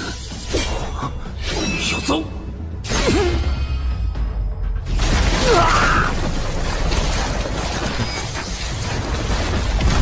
这么巨大的实力差，你还能跟我过几招？在我这儿撑这么久，了不起。好像在跟我说话。不对，现在不是该思考这些的时候。想一想，再想一下，到底该怎么做，我才能活下来？没戏了，把这边的情况汇总给漳州吧。就说云霄市医院地下城暴走事件，17名普通市民卷入，仅2名幸存，3名低等级冒险者卷入，无一生还。你在说什么？不是还没到时间吗？这才过去5分钟。就是。我能理解2位的心情，但是请不要再做不切实际的幻想了。这个地下城里的 BOSS， 就算是9级的我，也没有把握面对他能存活15分钟。你要等的人，哪怕是5级冒险者中的佼佼者，最多也就能坚持5分钟。你从地下城出来到现在都过去5分钟了，他还是没有脱离地下城，这意味着什么？你应该清楚吧？怎么这样？如果不是因为我们拖累了他的进度，护士姐姐，陈海先生肯定能活着离开这个地下城。都是因为我们。是啊，全都是因为你们。如果没有那个多管闲事的冒险者帮你俩完成脱离任务，周德才是最有可能活着离开这个地下城的人。我出去冷静一下，这2个新人的登记工作交给你了。那这个地下城入口怎么办？人都死光后，入口会在半小时内关闭，接着随机出现在世界某个地方。当然，如果你实在不放心，也可以盯到最后。好吧。你合格了。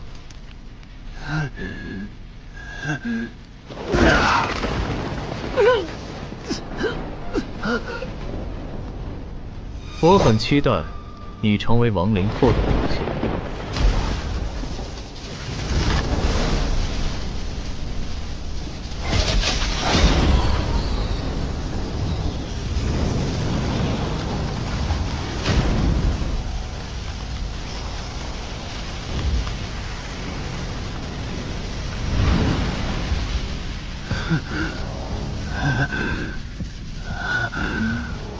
都赢了。对这个 BOSS 来说，完整的我更有价值。在他回来之前，只有死亡主宰的恩赐。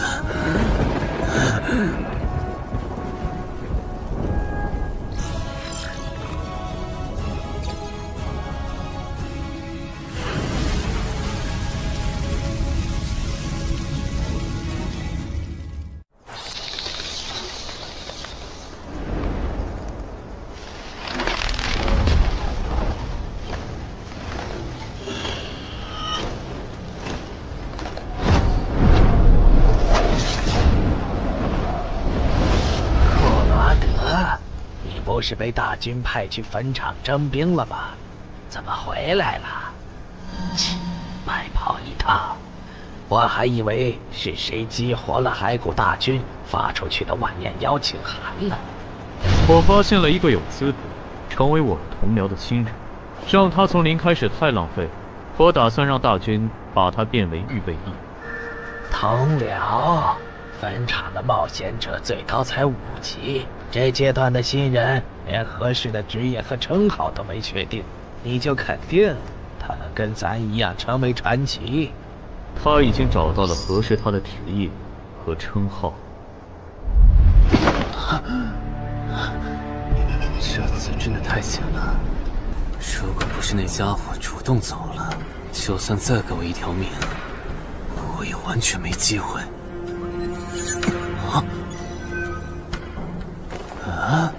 通关任务都显示完成了，为什么没有弹出来脱离选项？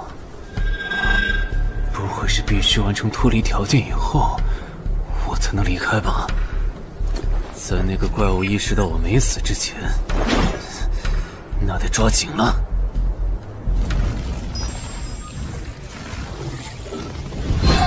没有关闭，这个地下城的入口还没关闭，澄海先生还在战斗，他还活着。我去找尚科长。周德死在地下城里，他姐知道后一定会迁怒同期的幸存者。如果处理不当，尚科长，怎么了？慌张成这个样子？那个地下城入口没有关闭，结束的时间明明已经到了，但是他还在。怎么可能？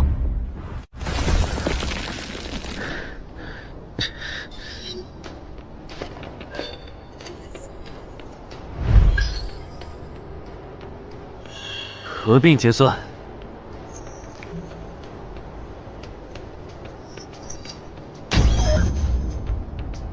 原来那个亡灵骑士叫库罗德呀。不过，传奇级，坟场才5级，怎么会有这么超纲的 BOSS？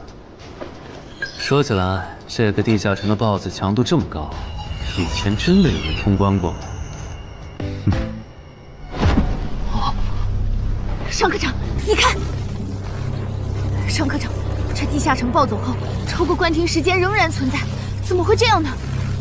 有2个可能：一，被卷入地下城的冒险者完成了通关任务，但却没有完成脱离任务；二，地下城升级。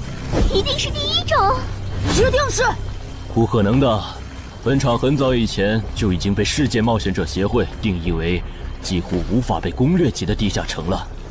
相比有人通关，我更相信是地下城内部发生了什么变化，导致地下城升级。有人出来了！是澄海先生，真的是他！哎呀，你们都在啊！担心死我了！开什么玩笑！坟场竟然真的被他打通关了！一辈子的。那么严重呢？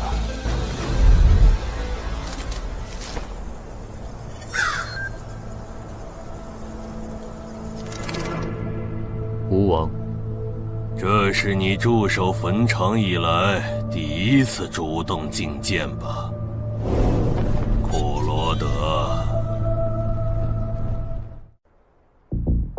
你知不知道，就在刚刚，你成为了全球首个通关坟场的冒险者。首通？我？对，你要火了。坟场这个地下城虽然等级很低，但是在冒险者圈子里很有名气。你首通的经历应该会吸引到很多资本和散人工会的招揽，当然也包括官方。啊，所以现在是招揽环节？是的，你在女妖之森和坟场的表现已经充分证明了你的潜力。像你这样的超级新人，整个冥省1年下来也不会超过10个。作为云霄市地下城负责人的我，当然不可能错过。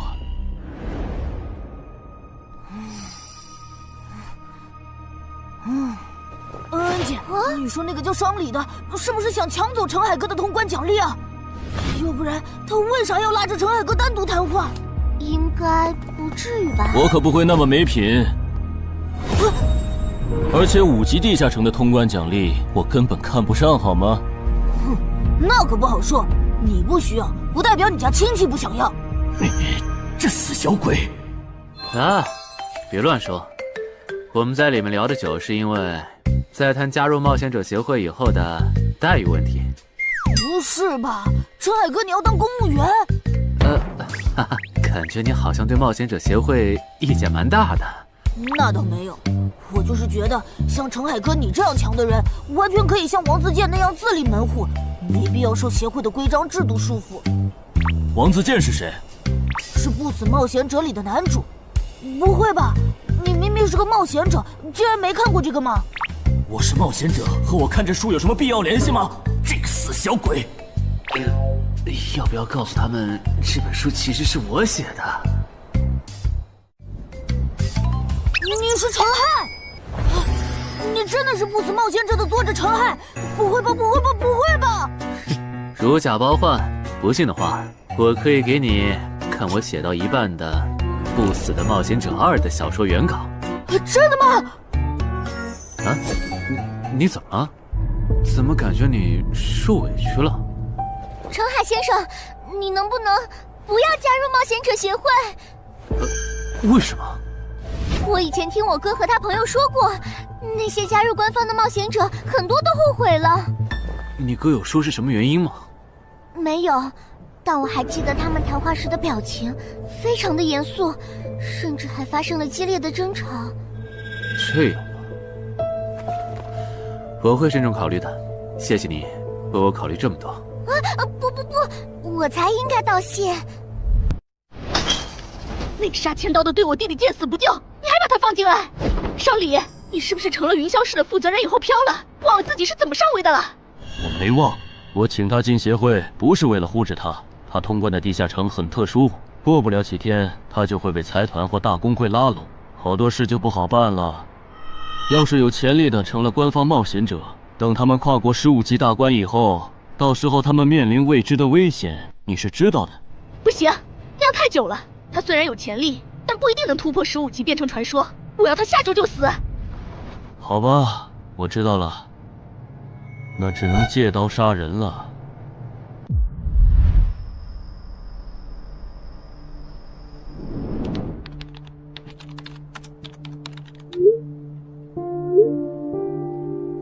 坟场？这个地下城的情报不是早就挖无可挖了吗？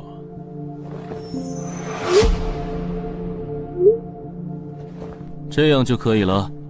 你确定？5级地下城的首通奖励对普通人来说不算什么，但对6到10级的通缉犯来说那就不一样了。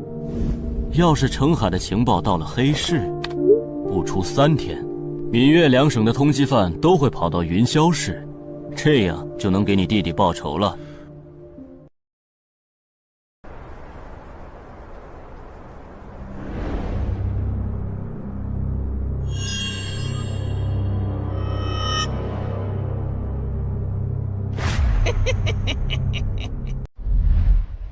我的个人信息要3天后才能录入官方的冒险者系统吗？是的，我记得程先生你是东山人吧？要不我这边先给你安排一下暂住的酒店，这样你这几天就不用两边跑再折腾了。不用，刚好我要回东山办点事，那我3天后再来云霄。好的好的，那咱们3天后再联系。前提是3天后你还活着。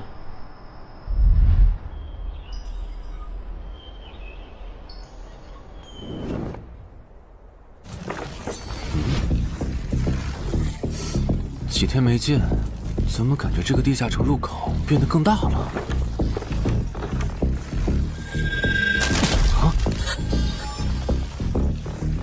准入等级6级，也就是说，这个地下城的等级现在介于6到10级之间了。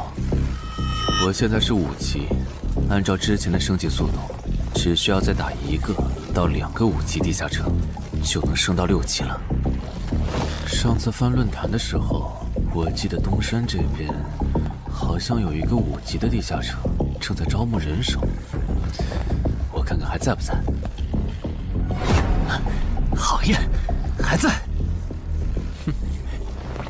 你好，请问你们的招募条件是？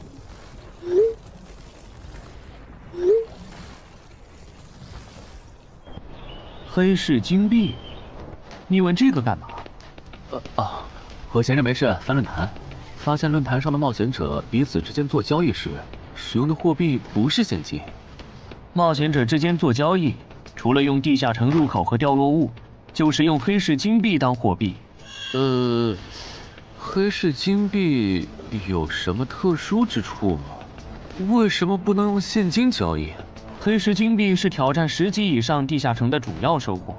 我以前问过安教练，他说这东西10级后有大用处，可具体咋用没跟我细说。原来如此。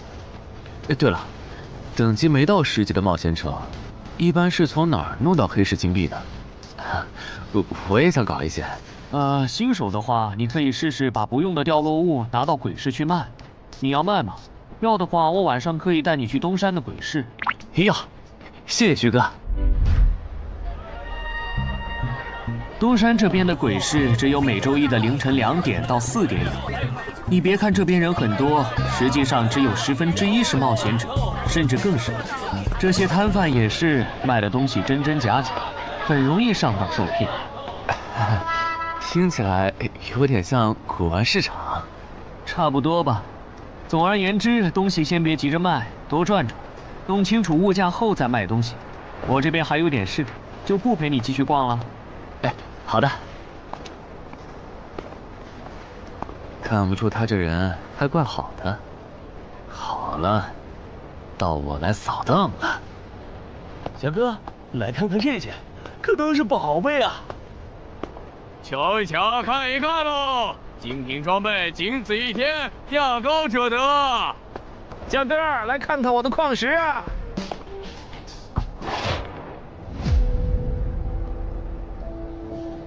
看他求购的内容，这个人想要攻略的地下城，该不会是女妖之僧吧？这位小哥，你有我要的东西吗？如果是对付女妖的话，口琴和长剑应该可以。哈，有啊。你打算以什么价格收？我得先看看货，货好，价格都好说。要看货，你得等我半个小时，我回家拿去。那你得快点，如果在这期间有别人卖我要的东西了，我可就不收了。哼，知道了，都在这里了。这个口琴确实可以吸引女妖，我可以给你6枚黑市金币。Nice。至于这把剑，这剑携带圣化属性，对邪恶生物伤害加2点，能够有效攻击女妖。哦，有点意思。爷爷，你这把剑我可以给你8枚黑市金币，咱们加个微信吧。之后我这边如果再有需要，交易起来也方便。好啊，加好了。慢走啊！赚大发了！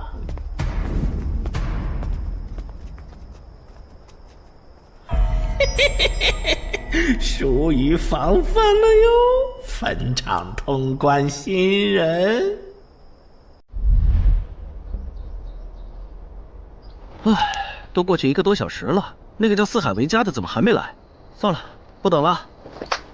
各位新老朋友，大家好，我是5级哥布林地穴地下城的入口拥有者搬砖小 C。我左手边这位是协会冒险者林女士。哟，本次攻略已在官方备案，大家可以不用担心秃鹫的问题。这边的3位大叔和我组队过3次，是实力和人品都很过硬的老手。这小子怎么每次都这么磨叽？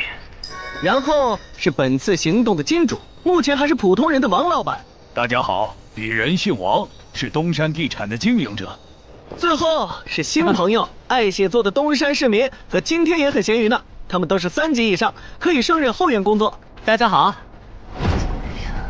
怎么这些人都喜欢在公园集合呀？上次的师傅秃鹫事件后，我都快对公园有心理阴影。大家都互相认识了，接下来请随我前往哥布林地穴的入口所在地吧。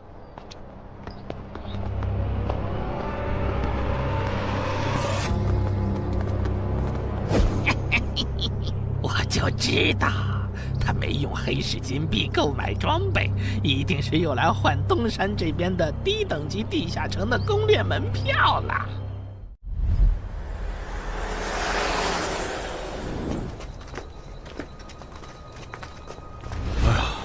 那个还要走多久啊？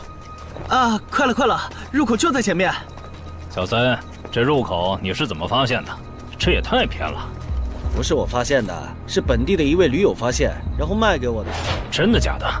这年头还有发现地下城入口以后自己不攻略，反而拿去换钱的傻子？因为哥布林地穴对新手来说太难了，当时发现这个入口的驴友不止1个，但最后完成脱离任务活下来的就只剩下1个人了。人家已经是冒险者了，这地下城在开放期又攻不下来，还不如卖了，换点能用的东西，剩下的钱分给死去同伴的家属。这选择挺合理的呀，不是吗？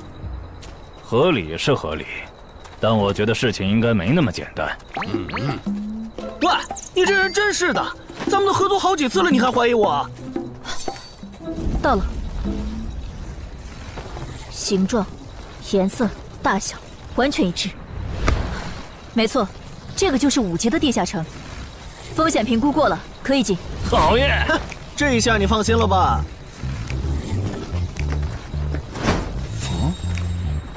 喂，我再跟你们说一遍啊，进了地下城，里面的哥布林归我们管，你们就负责保护王先生，都没意见吧？我这200斤肉就交给2位了。脱离任务呢？通关任务大家都一样，但如果我的脱离任务是狩猎哥布林，那我们会优先满足你的脱离任务，然后再考虑通关。这么容易就能拿到通关奖励，那我更没意见了。我也是。你们脱离任务是什么？杀死2只哥布林。哦，我的也是。看来咱们的任务类型都一样，只是数量上有差异。王老板，你放心，脱离任务是按冒险者等级来的。2到3级冒险者得进入地穴，4到5级冒险者要干掉一些哥布林。你是新手，只要找到哥布林地穴就行，很简单的。原来如此，怪不得我和他的任务不一样。哎，大家听我说，考虑到东山市民和咸鱼小姐的工作是保护王老板，所以等下遇到哥布林，优先让给他们完成脱离任务，没问题吧？没问题。那好，咱们出发。只用交手就行吗？感觉也不难呐。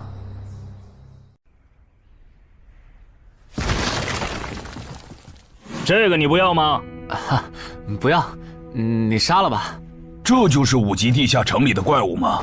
感觉也没多强啊。那是因为现在遇到的都是小怪，真正难搞的 BOSS， 得深入地穴以后才能遇到。一般情况下，哥布林地穴的 BOSS 哥布林勇士，得3、5个老手一起上才能干掉。哦，原来如此。那如果这个地穴里有2只甚至更多的哥布林勇士，咱们能对付得了吗？那肯定是对付不了的。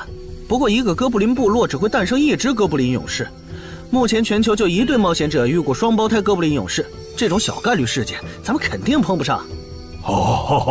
那我就放心了。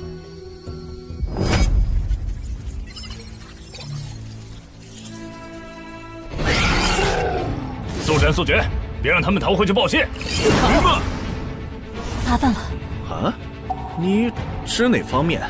从我们踏入地穴到现在，已经遭遇了4波哥布林，很明显，这地下城的小怪数量多得不正常。我们可能中大奖了。搞不明白你们这些富人究竟在想什么。你都这么有钱了，为什么还要成为冒险者？说来惭愧，鄙人成为冒险者主要是为了减肥。减肥？等等，减肥和成为冒险者有什么必然联系吗？这联系可大了。我特意托人问过，目前已知的职业里，有一种不需要锻炼，只要打坐消耗多余的体质，就可以不断变强的。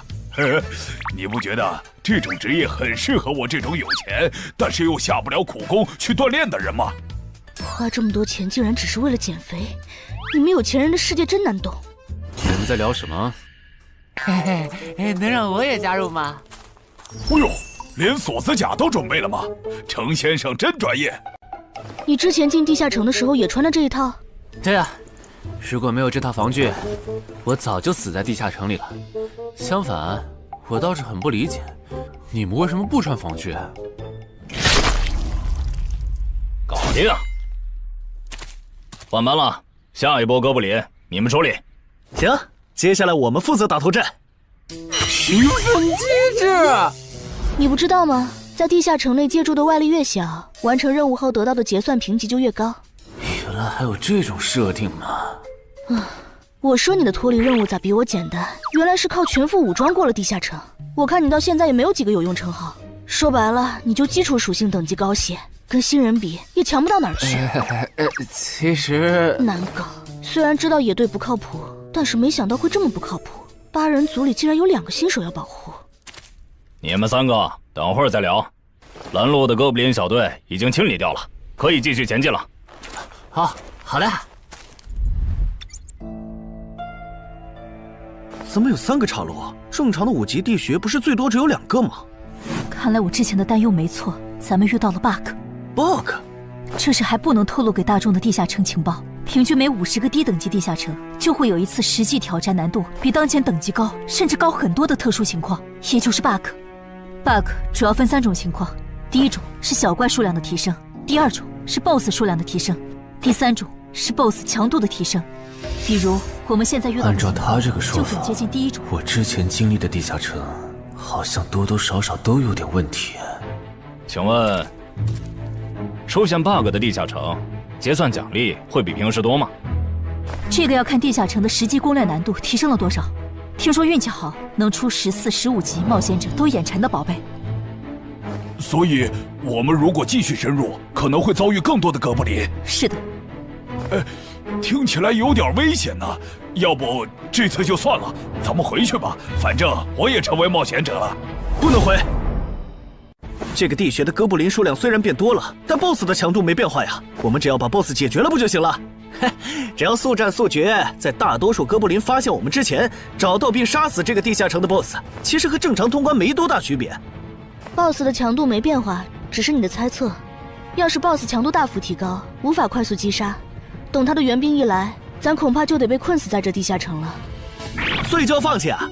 这点风险都不肯担，那还不如尽早转职当后勤算了。这是一点风险，情报不足就去挑战等级比自己高的地下城，简直就是找死。那个，要不这样好了，咱们举手表决，想要继续的留下，想退出的就原路返回。这主意行，两不耽误。来去自如，这你满意了吧？现在开始举手表决，要留下的举手。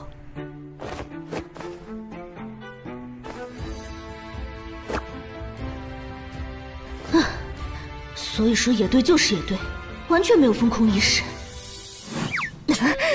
不是，你有毛病吗？他们等级高，想拼一下我能理解，你实力还不如我呢，你凑什么热闹？但我还是想试试。既然大家已经做出选择了，那就在这里分道扬镳吧。王老板，你的通关费用我晚一点退给你啊。哎呀，不用，就当交个朋友了。走了。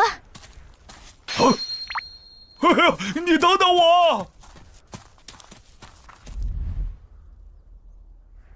一定要走左边吗？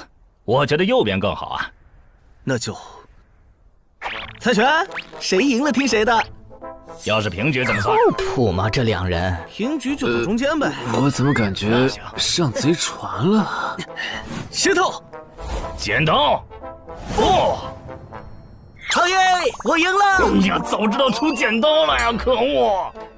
等下 BOSS 出来了，你不用上，你就负责清小怪，别让哥布林打扰我施法。没问题。那个，你为什么那么不看好他们呀？这个地下城真的有那么危险吗？你怎么知道我不看好他们的？啊，我毕竟是做生意的嘛，基本的察言观色还是会的，所以，我选择退出主要是因为这个称号，它的效果是为佩戴者指出前方的危险。之前的地穴，我就靠它发现地穴深处有俩能要我命的家伙。我听了官方冒险者给的消息，我认为这个入门级地下城是少见的双 BOSS 地下城。一般单 BOSS 地下城要3到5个同等级冒险者才能打通，那双 BOSS 的话，咱们这点人肯定不行。你信不信？我要是跟他们把话说开了，明天情报商人那儿就会有我和我这称号的情报。为啥要我牺牲自己的利益去拦着他们作死？大家又不熟。再说了，作为临时队友，我在保证自己安全的情况下，都尽力劝他们了，不听那是他们的事。那你为什么肯和我说这些？你不用担心，我不会害你。你又不在冒险者这行混，没必要为点情报费招惹我这种有潜力的人。说出来也没啥。哦，这样啊。怎么了？不能再继续前进了，外面有更致命的危险。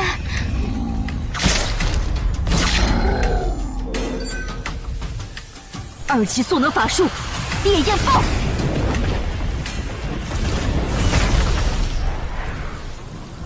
原来林开战前套给我的元素护甲是干这个用的呀！不愧是官方冒险者，虽然同为5级，但他的称号、职业、技能和装备都已经毕业了，而且还是最难凑齐的一套法系职业。干得漂亮！换班，下一波哥布林你们来处理。好的。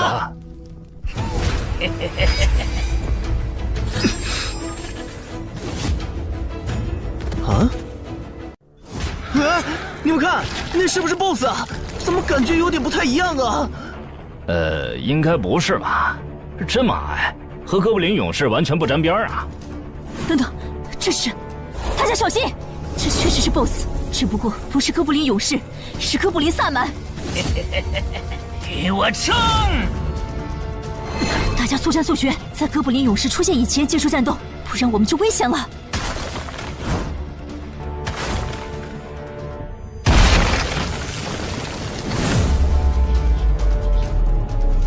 开什么玩笑？哥布林怎么也开始讲战术了？这地下城到底发生了什么？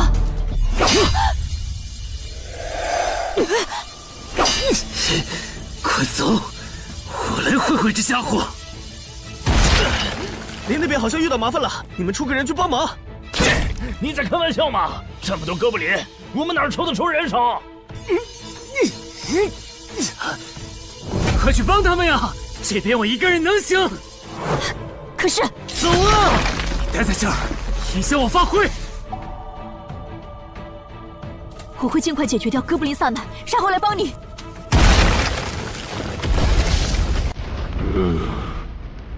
可不，现在没人能打扰我们了。来。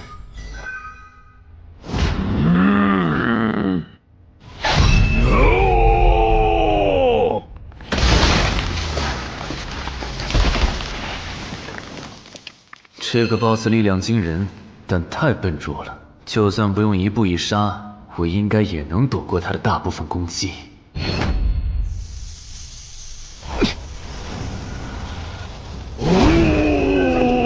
怕了吗？太简单了。虽然你黄化后的速度和力量涨了，可出招没个计划，反而更容易躲了。所以，这就是5级地下城 BOSS 的强度吗？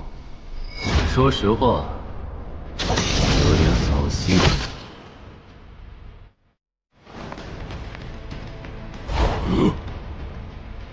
你这种程度，连当我的开胃前菜都不配。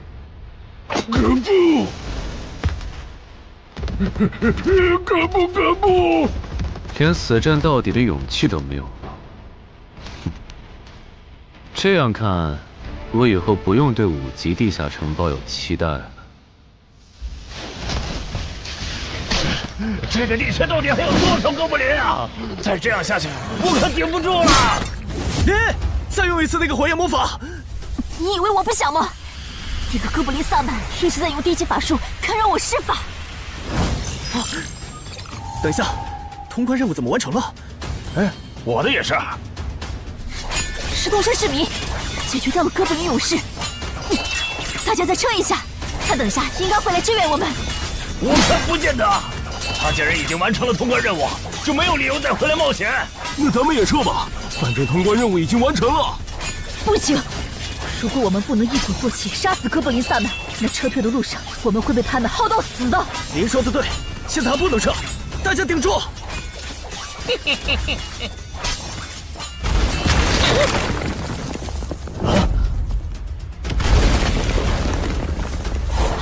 石洞山市民。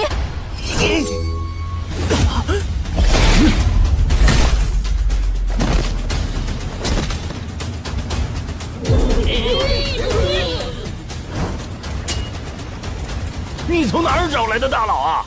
双 BOSS 地下城就被他一个人打穿了？不是我找的。关于我的事情，麻烦大家帮忙保守秘密啊！明白。你这种有潜力的新人，容易被人盯上，等级没升上去前，确实不能太张扬。理解万岁。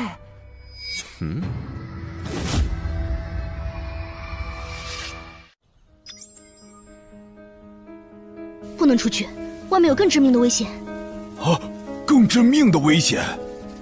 就是有一个危险程度远比双 BOSS 大的冒险者守在外面，我们出去就会被杀。那怎么办？回去找其他人，说服他们一起抱团冲出去。啊！你们竟然把2个 BOSS 都杀了！这俩可都是他一个人干掉的，我们都没出多少力。怎么是他？我之前明明用称号确认过，他威胁不到我。等等，你怎么知道这个地下城有2个 BOSS 的？难道你刚刚一直躲在我们身后偷看？那倒没有，在你们遇到 BOSS 以前，我们就已经走到出口了。之所以知道这个地下城里有2个 BOSS， 是因为我的这个称号，他能帮我找出前面对我有威胁的存在。我就是靠他才知道这地下城有2 BOSS 的。不是吧？你有这么好用的称号，你之前不提醒我们？我是没有直接提醒，但我有劝过你们不要继续深入地穴吧。那你为什么又折返回来？因为出口那边有一个比双 BOSS 更强、敌意更浓的高等级冒险者在堵门。外面有高等级冒险者在堵门，你确定？确定。先是地下城难度超标，再是高等级冒险者堵门，可疑的地方太多了。说，是不是你搞的鬼？不是我，不信咱们签单项契约确认。等等，堵门的高等级冒险者，不会是那个爽约没来的四海为家吧？那个，我想问一下，你的称号可以预知危险，那如果我对你流露出杀意，你能判断我和堵门的人谁更强吗？能。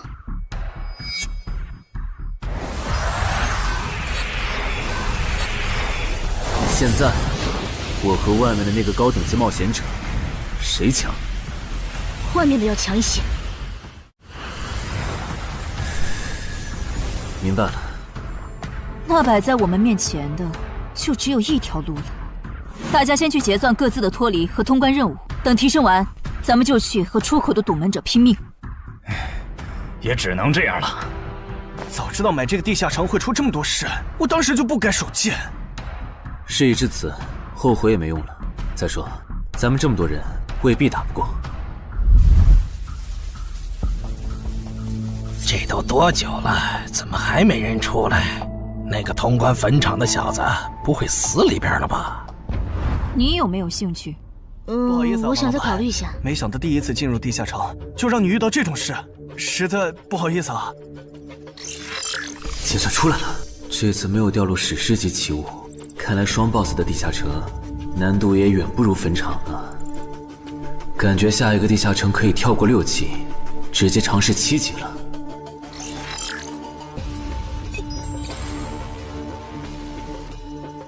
不算置死地而后生的话，能在一会的战斗中派上用场的，应该就只有扮猪吃老虎、奇迹生还者与传奇过招、自适应、暗行艺术和守护者。与传奇过招这技能比置死地而后生差点，能让我状态拉满，但要扣4力量、4敏捷、2感知。至于暗行艺术，应该是和扮猪吃老虎搭配，靠扮猪吃老虎走到目标的视野盲区，然后换暗行艺术逐渐接近目标，最后再切到置死地而后生，从而打出完美的偷袭。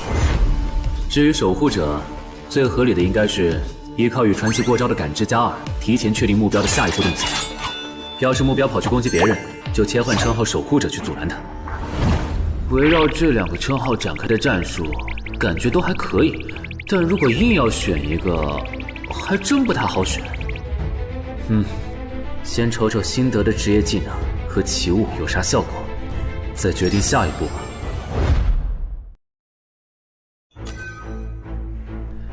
这个向死而生不错呀，就凭它能够提升步伐和身体柔韧性这点，搭配一步一杀的技能效果，我以后就可以在闪躲的同时攻击敌方要害的，好技能啊！还有这个假死技能，考虑到在现实世界，冒险者死后是不会产生掉落的，我完全可以利用这个技能装死，然后找机会偷袭反杀，兵不厌诈。只要那个堵门的不是脑子有毛病，非得跟尸体较劲，我就能狠狠地阴他一把。当然，这是万不得已的选择。要是可以的话，我肯定想光明正大的阴你。嚯，这次掉落的东西都很棒啊！骨笛、萨满旗帜和传承之书，以后去地下城就能有个哥布林跟班了。而且这个哥布林的秘药搭配上骨笛，运气好的话，能拉来一只哥布林勇士当打手。保险起见，我就不继续囤升级券了，先把战斗力拉到最高再说。我目前持有的奇物中，等级最高的就是这家伙了。把奇物升级券用在他身上，肯定是最优解。就这样，对传奇亡灵库罗德的头盔使用奇物升级券。只能升到史诗级。那算了，先用装备熔炼炉把这几个用不上的给熔炼了，看能出什么好东西，再决定奇物升级券用在哪儿。不是装备型的奇物不能熔炼吗？那我手里没用的装备，估计也熔不出啥好东西。没办法了，用奇物升级券提升被污染的名剑吧。使用奇物升级券。好酷的剑！头盔和武器确定了，那装备祈愿券就用在防具上吧，正好替换掉我买的锁子甲。厉害！这套铠甲穿起来比我之前用的锁子甲还轻便。东山市民，你那边完事了吗？差不多吧。你们整理完了吗？完事了，再给你们上一轮 buff，就可以出发了。你的装备好酷啊！这些都是你在这个地下那再等我一下，我招个怪物随从。啊！喂，别无视我呀！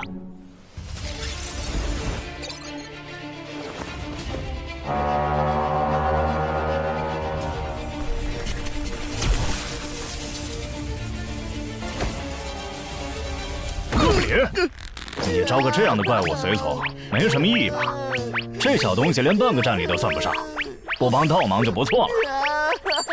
别急，我还没完事。接着，喝了它。不！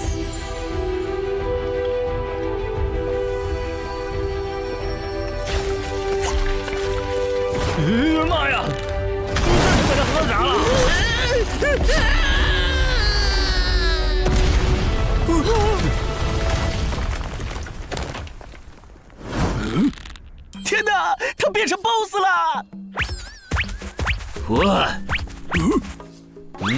那边有适合你的衣服和兵器，自己拿吧。你的随从不会失控吧？毕竟是 BOSS 级别的哥布林。不知道，不过你可以让他用称号看看这只哥布林对我们有没有敌意。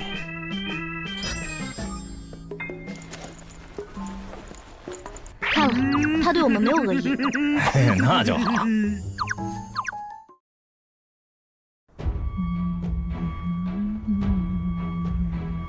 法师护甲以及属性强化，雄之坚韧。好厉害，体质竟然加强了2点。属性增益只有1个小时。法师护甲能给没穿护甲的地方加点防护，虽说比不上你身上这套的防护力，不过有总比没有强。我呢？好耶！你没事吧？没事，休息一会儿就好。嘿嘿，终于出来了！啊，怎么还混进去了一只哥布林勇士？说好的有人在出口堵门呢，这也没有啊。估计是藏起来了，你用称号看一下他在哪儿。好。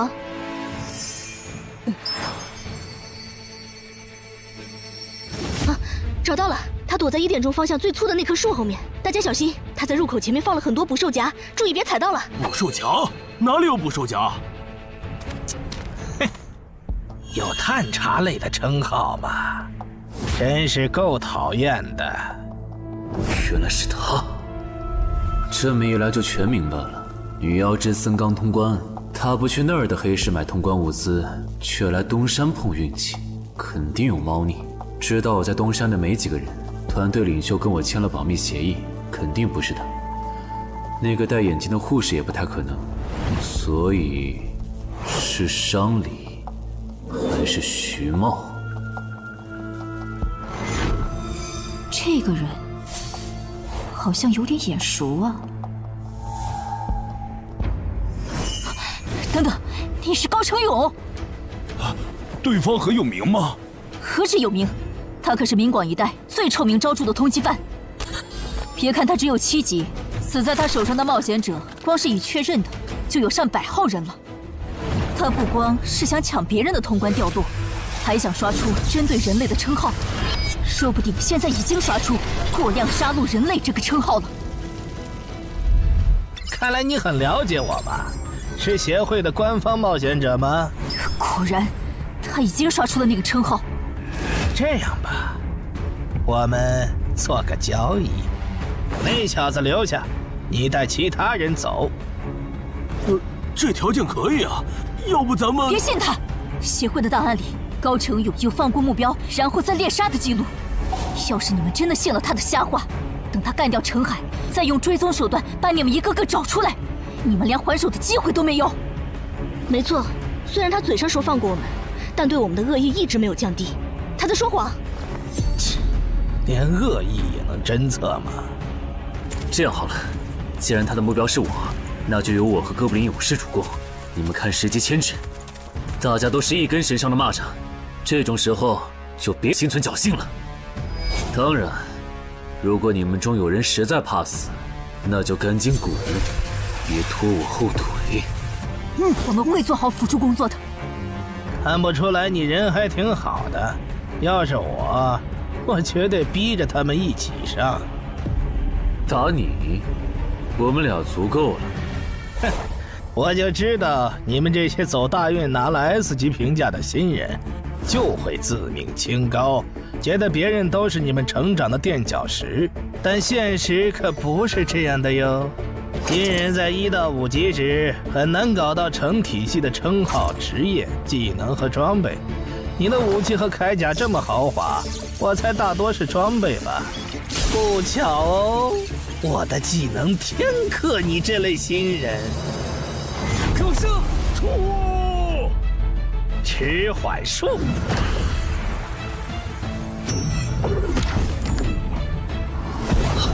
速度变慢了。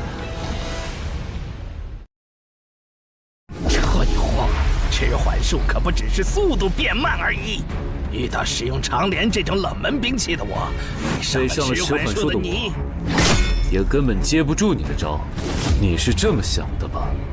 很遗憾，如果你就只有这点东西的话，那很不幸的告诉你，今天你踢到铁板了。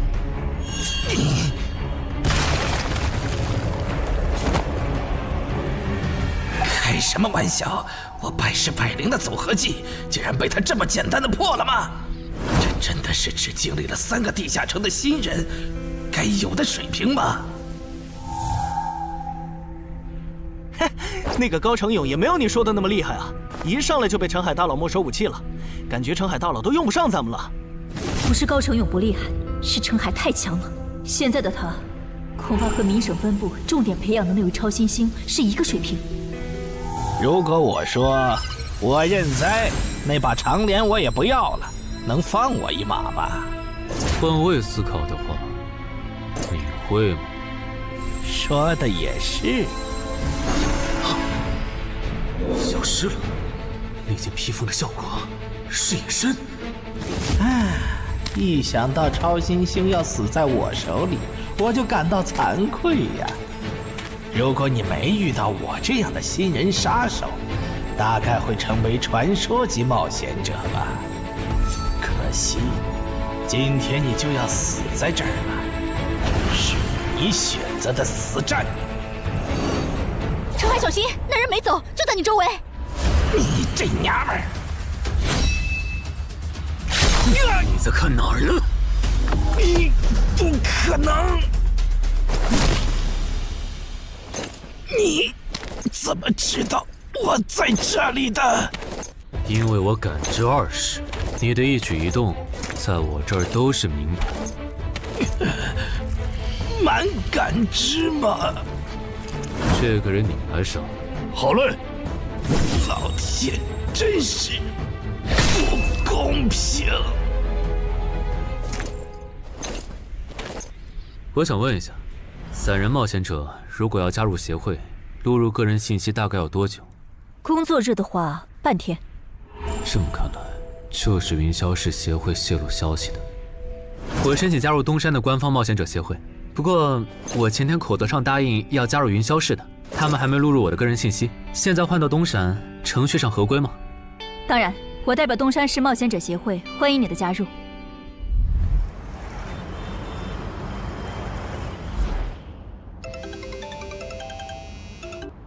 喂，我考虑了一下，还是决定不成为云霄市的官方冒险者了。为什么？你的个人信息明天就能录入进系统了，怎么又变卦了？哈，因为我刚刚除掉了一个 A 级通缉犯，叫高成勇。东山的冒险者协会知道后，邀请我成为本地的官方冒险者。这样嘛，也挺好，成为家乡的官方冒险者，做事会更方便一些。对，我也是这样想的。那我挂了。以后常联系。废物，都是废物！你那边说完了？说完了。哎，你怎么还没走？因为林姐也邀请我加入东山的冒险者协会了，等下要和你一起录入个人信息。这样啊？说实在的，你也被协会邀请加入，我都有点怀疑官方冒险者头衔的含金量了。我不就是在地下城的时候嘴了你几句吗？至于这么阴阳怪气吗？小心眼。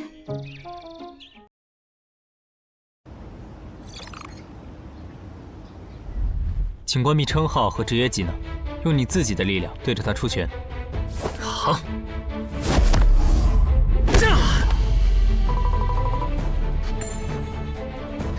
不愧是官方，测技术属性的工具比健身馆的强太多了。12点，那我呢？他们测完了吗？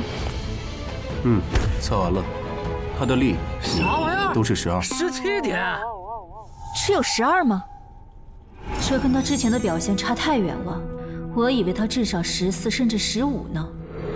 只有12点却能杀掉9级的高成勇，主流的职业称号肯定够大。等我激活了职业和称号，再测一次，肯定压过你。陈海先生，你的个人信息已经录入了，这是你的证件。这么快？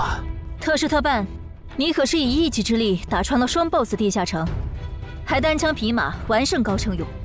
另外，6到10级官方冒险者每年得通关2次协会指定的同级地下城，不然就得从攻略组调走去情报或资源采集组，把时间花在身体塑造和实战训练上，半年通关1个地下城就行。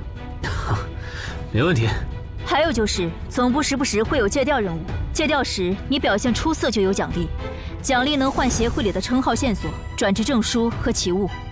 不过一般只有9级以上的冒险者才会被借调，你暂时不用考虑这些。有一个问题。你说。称号线索是什么？称号线索是总结好的称号获得办法，你回去用证件 UID 登内网，看看协会称号图鉴里有没有你喜欢的。要是手里有没用的奇物或图鉴里没有的称号线索，就卖给协会，换自己想要的东西。了解。对了，你打算什么时候遣散你的随从？不能在这边养吗？我这只哥布林骨笛是随机召唤哥布林啊，送回去的话，下次召来的可能就不是这只了，那我不就亏了一瓶秘药吗？这你不用担心，除非你的哥布林勇士在那边的世界战死，或者你打算随机召唤别的哥布林。原来如此。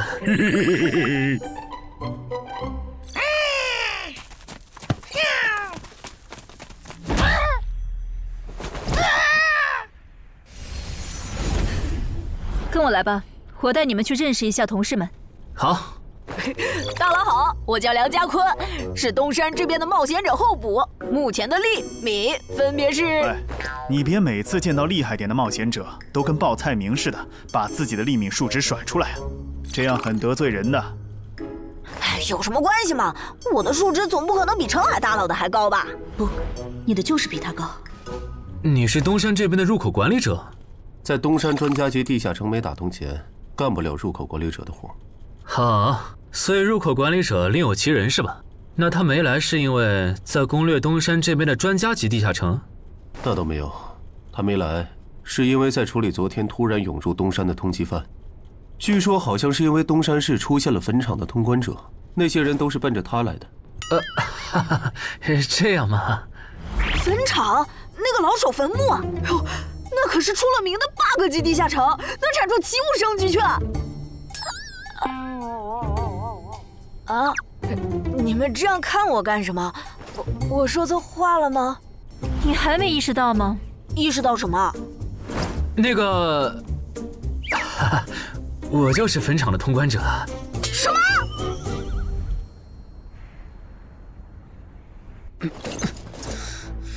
虽然已经说好这段时间把精力用在属性提升和恶补地下城知识上，但家里这个入口，我还是想有始有终，一个人单刷掉。我全力以赴的时候，大概相当于10级，完成脱离任务应该也没什么难度吧。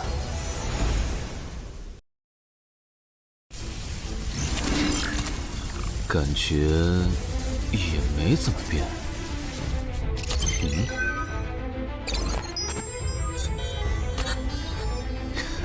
原来冒险者面板还能升级吗？那是不是等11到16级的时候，我的面板还会有变化？怎么感觉升到6级后的限制反而变多了？等升到11级，不会还来一些新的限制吧？就先这样，搞定。账号弄完了，让我看看这次的脱离任务是什么。脱离任务从单选变成2选1了，这对不打算通关的冒险者来说倒是个好消息。不过，豺狼人，原来这片森林除了鱼人以外，还有别的怪物吗？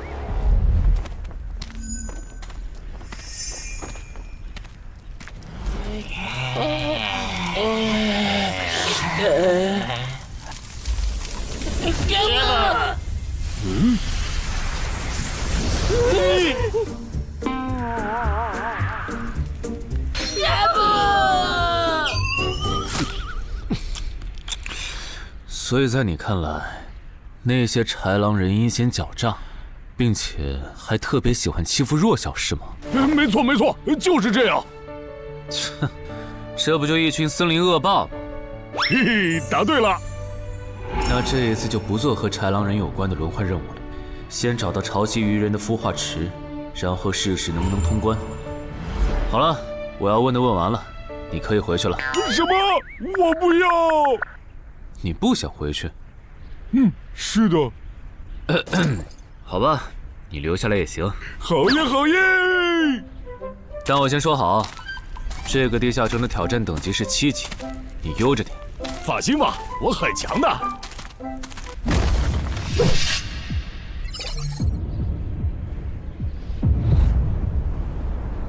结果你还真组了个野队，让人家带你通关。嘿，还是5级的地下城，你这胆子够大的。嘿嘿，其实还好啦，虽然中间出了一些意外，但也因祸得福，认识了2位很有潜力的冒险者。你这就是幸存者偏差。那些散人如果靠谱，我儿己就不会死在地下城里。我知道，所以我是确认有官方冒险者兜底以后，才决定下去的。说起来，前几天的新闻我看了，你儿子的死好像不是意外。怎么可能是意外？我儿子下去之前，我给他准备了2件保命的奇物，可他还是死了。那2个弱鸡入口拥有者却活着，开什么玩笑？可惜那2个杀千刀的没撑到我出手，就栽在别人手上了。不然，我一定要让他们后悔来到这世上。那这人也算间接为你儿子报仇了，咱得报答他呀。他叫什么名字？叫陈海。我这次来东山，就是要当面感谢他。陈海，你认识？我组的临时野队里也有一个姓陈的，可能就是他。什么？科长，都打起精神来！那些豺狼人斥候说不定就藏在附近的灌木丛里，你们这样懒散很危险的。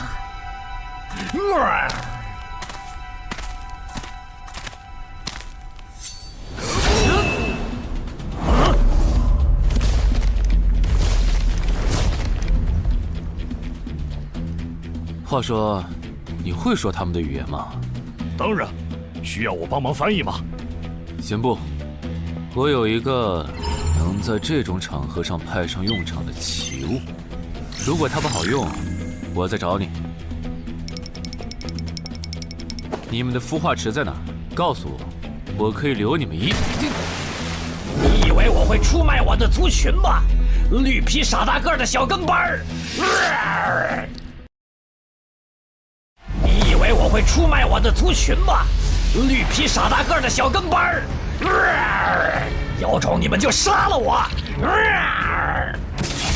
队长死了，别得意，领军大人会为我们报仇的，咕噜。在湖底有一个水下洞穴，穿过洞穴会抵达一个天然的地下洞窟，我们的孵化池就在那里。你叛徒，咕噜！这只留他一命，挂树上，之后咱们去找湖。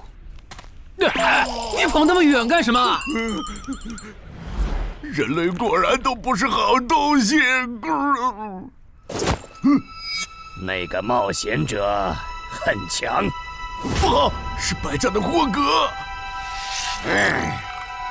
去通知游击队，把湖里的鱼人引出来，给这个冒险者创造破坏孵化池的机会。好的，霍格老大。至于你，哇，这湖比之前用无人机航拍的时候感觉还大。得先找到水下洞穴，然后游好久才能到孵化池。就这要求，能把99%的冒险者都给淘汰掉。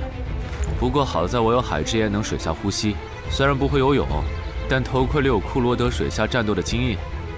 老大，我不会游泳，我可不可以先回去啊？你不会游泳？行吧，那我先送你回去。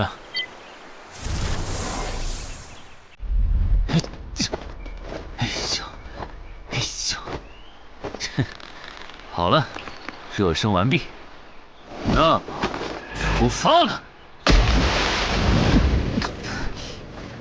果然，依靠海之岩和库罗德的头盔，就算是我这种旱鸭子，在水里畅游，那还不是小菜一碟？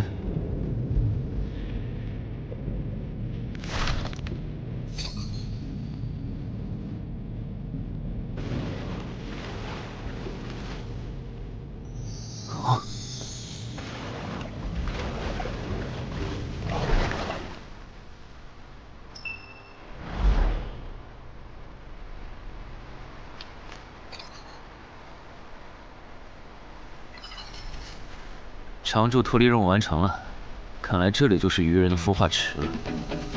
但是，怎么没看到守卫？算了，不管出于什么原因，现在是通关的最好机会，这一点不会错。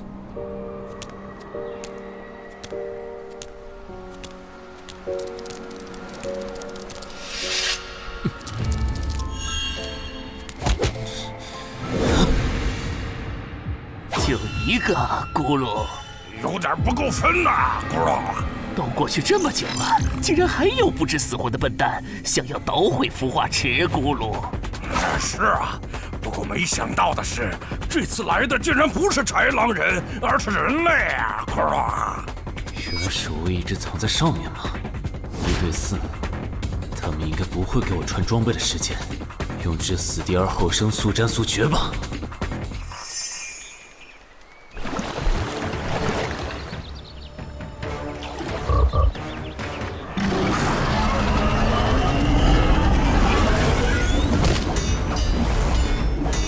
人类闯入孵化池，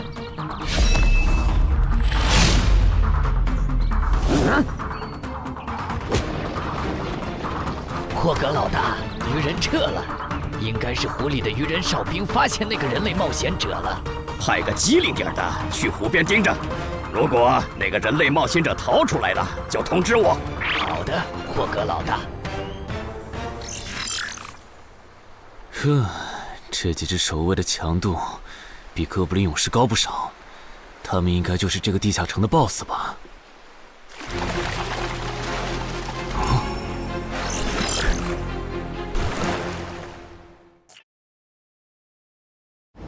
6到10级这个阶段的地下城 BOSS， 通常可以划分为团队增益型和个体高战型2类。前者实力一般，但可以为同种族个体提升综合实力。独狼面对这种类型的 BOSS， 几乎很难靠一己之力通关。每次上我的课，你不是翘课就是打哈欠，怎么？我的课有那么无聊吗？但你今天讲的内容之前不是讲过吗？你要是说点11级以后的常识，我说不定会认真听。你以为我喜欢讲这些？还不是因为你们这些莽夫 ！CJ 的超新星不自大，不单人去调高等级地下城，就不会被 BOSS 弄死。公司也不会把我临时叫过来给你们突击补课了。什么？顺治死了？是啊，你这几天没上论坛吗？大家都吵翻天了，说他的死浪费了 CJ 对他的投资。这我还真不知道，到底怎么回事？你快和我说说。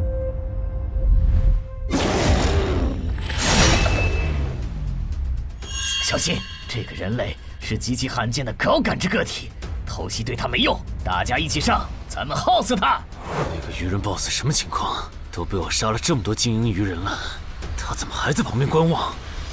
难道这些实力比哥布林勇士还强的鱼人，在他眼里都是小喽啰吗？这个人类的实力和霍格好像差不多，好在他是一个人来的，可以用数量耗死他。这样的杀戮速度，等精英怪把他体力耗得差不多了，剩下的精英种恐怕也没多少了。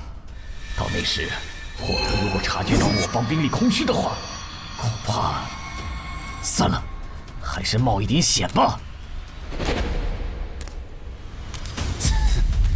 终于感到心疼，要亲自出马了吗？奇迹生还者，等这个很久了。领军大人小心，这个人类冒险者和霍格一样强。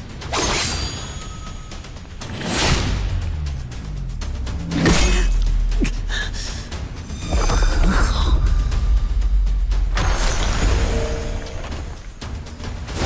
领军大人，别管我，他伤得更重，还不擅长水下作战。就算没我帮忙，你们也能轻松杀掉他。把脑袋给我带回来。是，领军大人。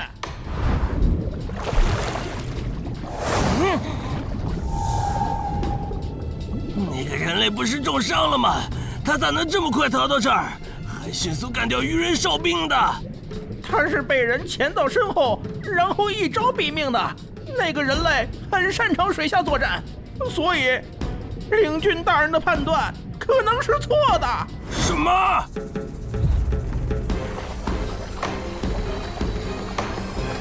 该死，总算活着逃出来了。多亏了这个奇迹生还者呀，不然我就得交代在这儿了。果然和我预想的一样，那个鱼人 BOSS 沉不住气，要是他再晚点，我就会被耗死了。怪不得团长说，独狼到了更高级的地下城会越来越吃力。一挑多肯定没胜算呢，看来我还是得找些厉害的队友了。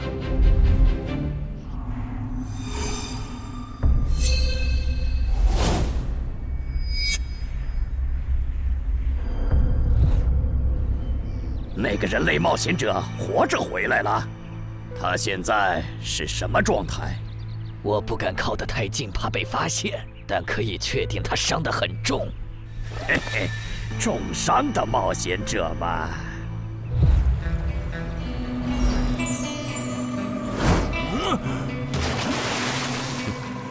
下次再找你们算账。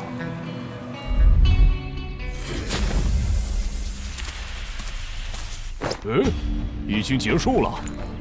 失败了，孵化池里的鱼人太多了，我一个人杀不完。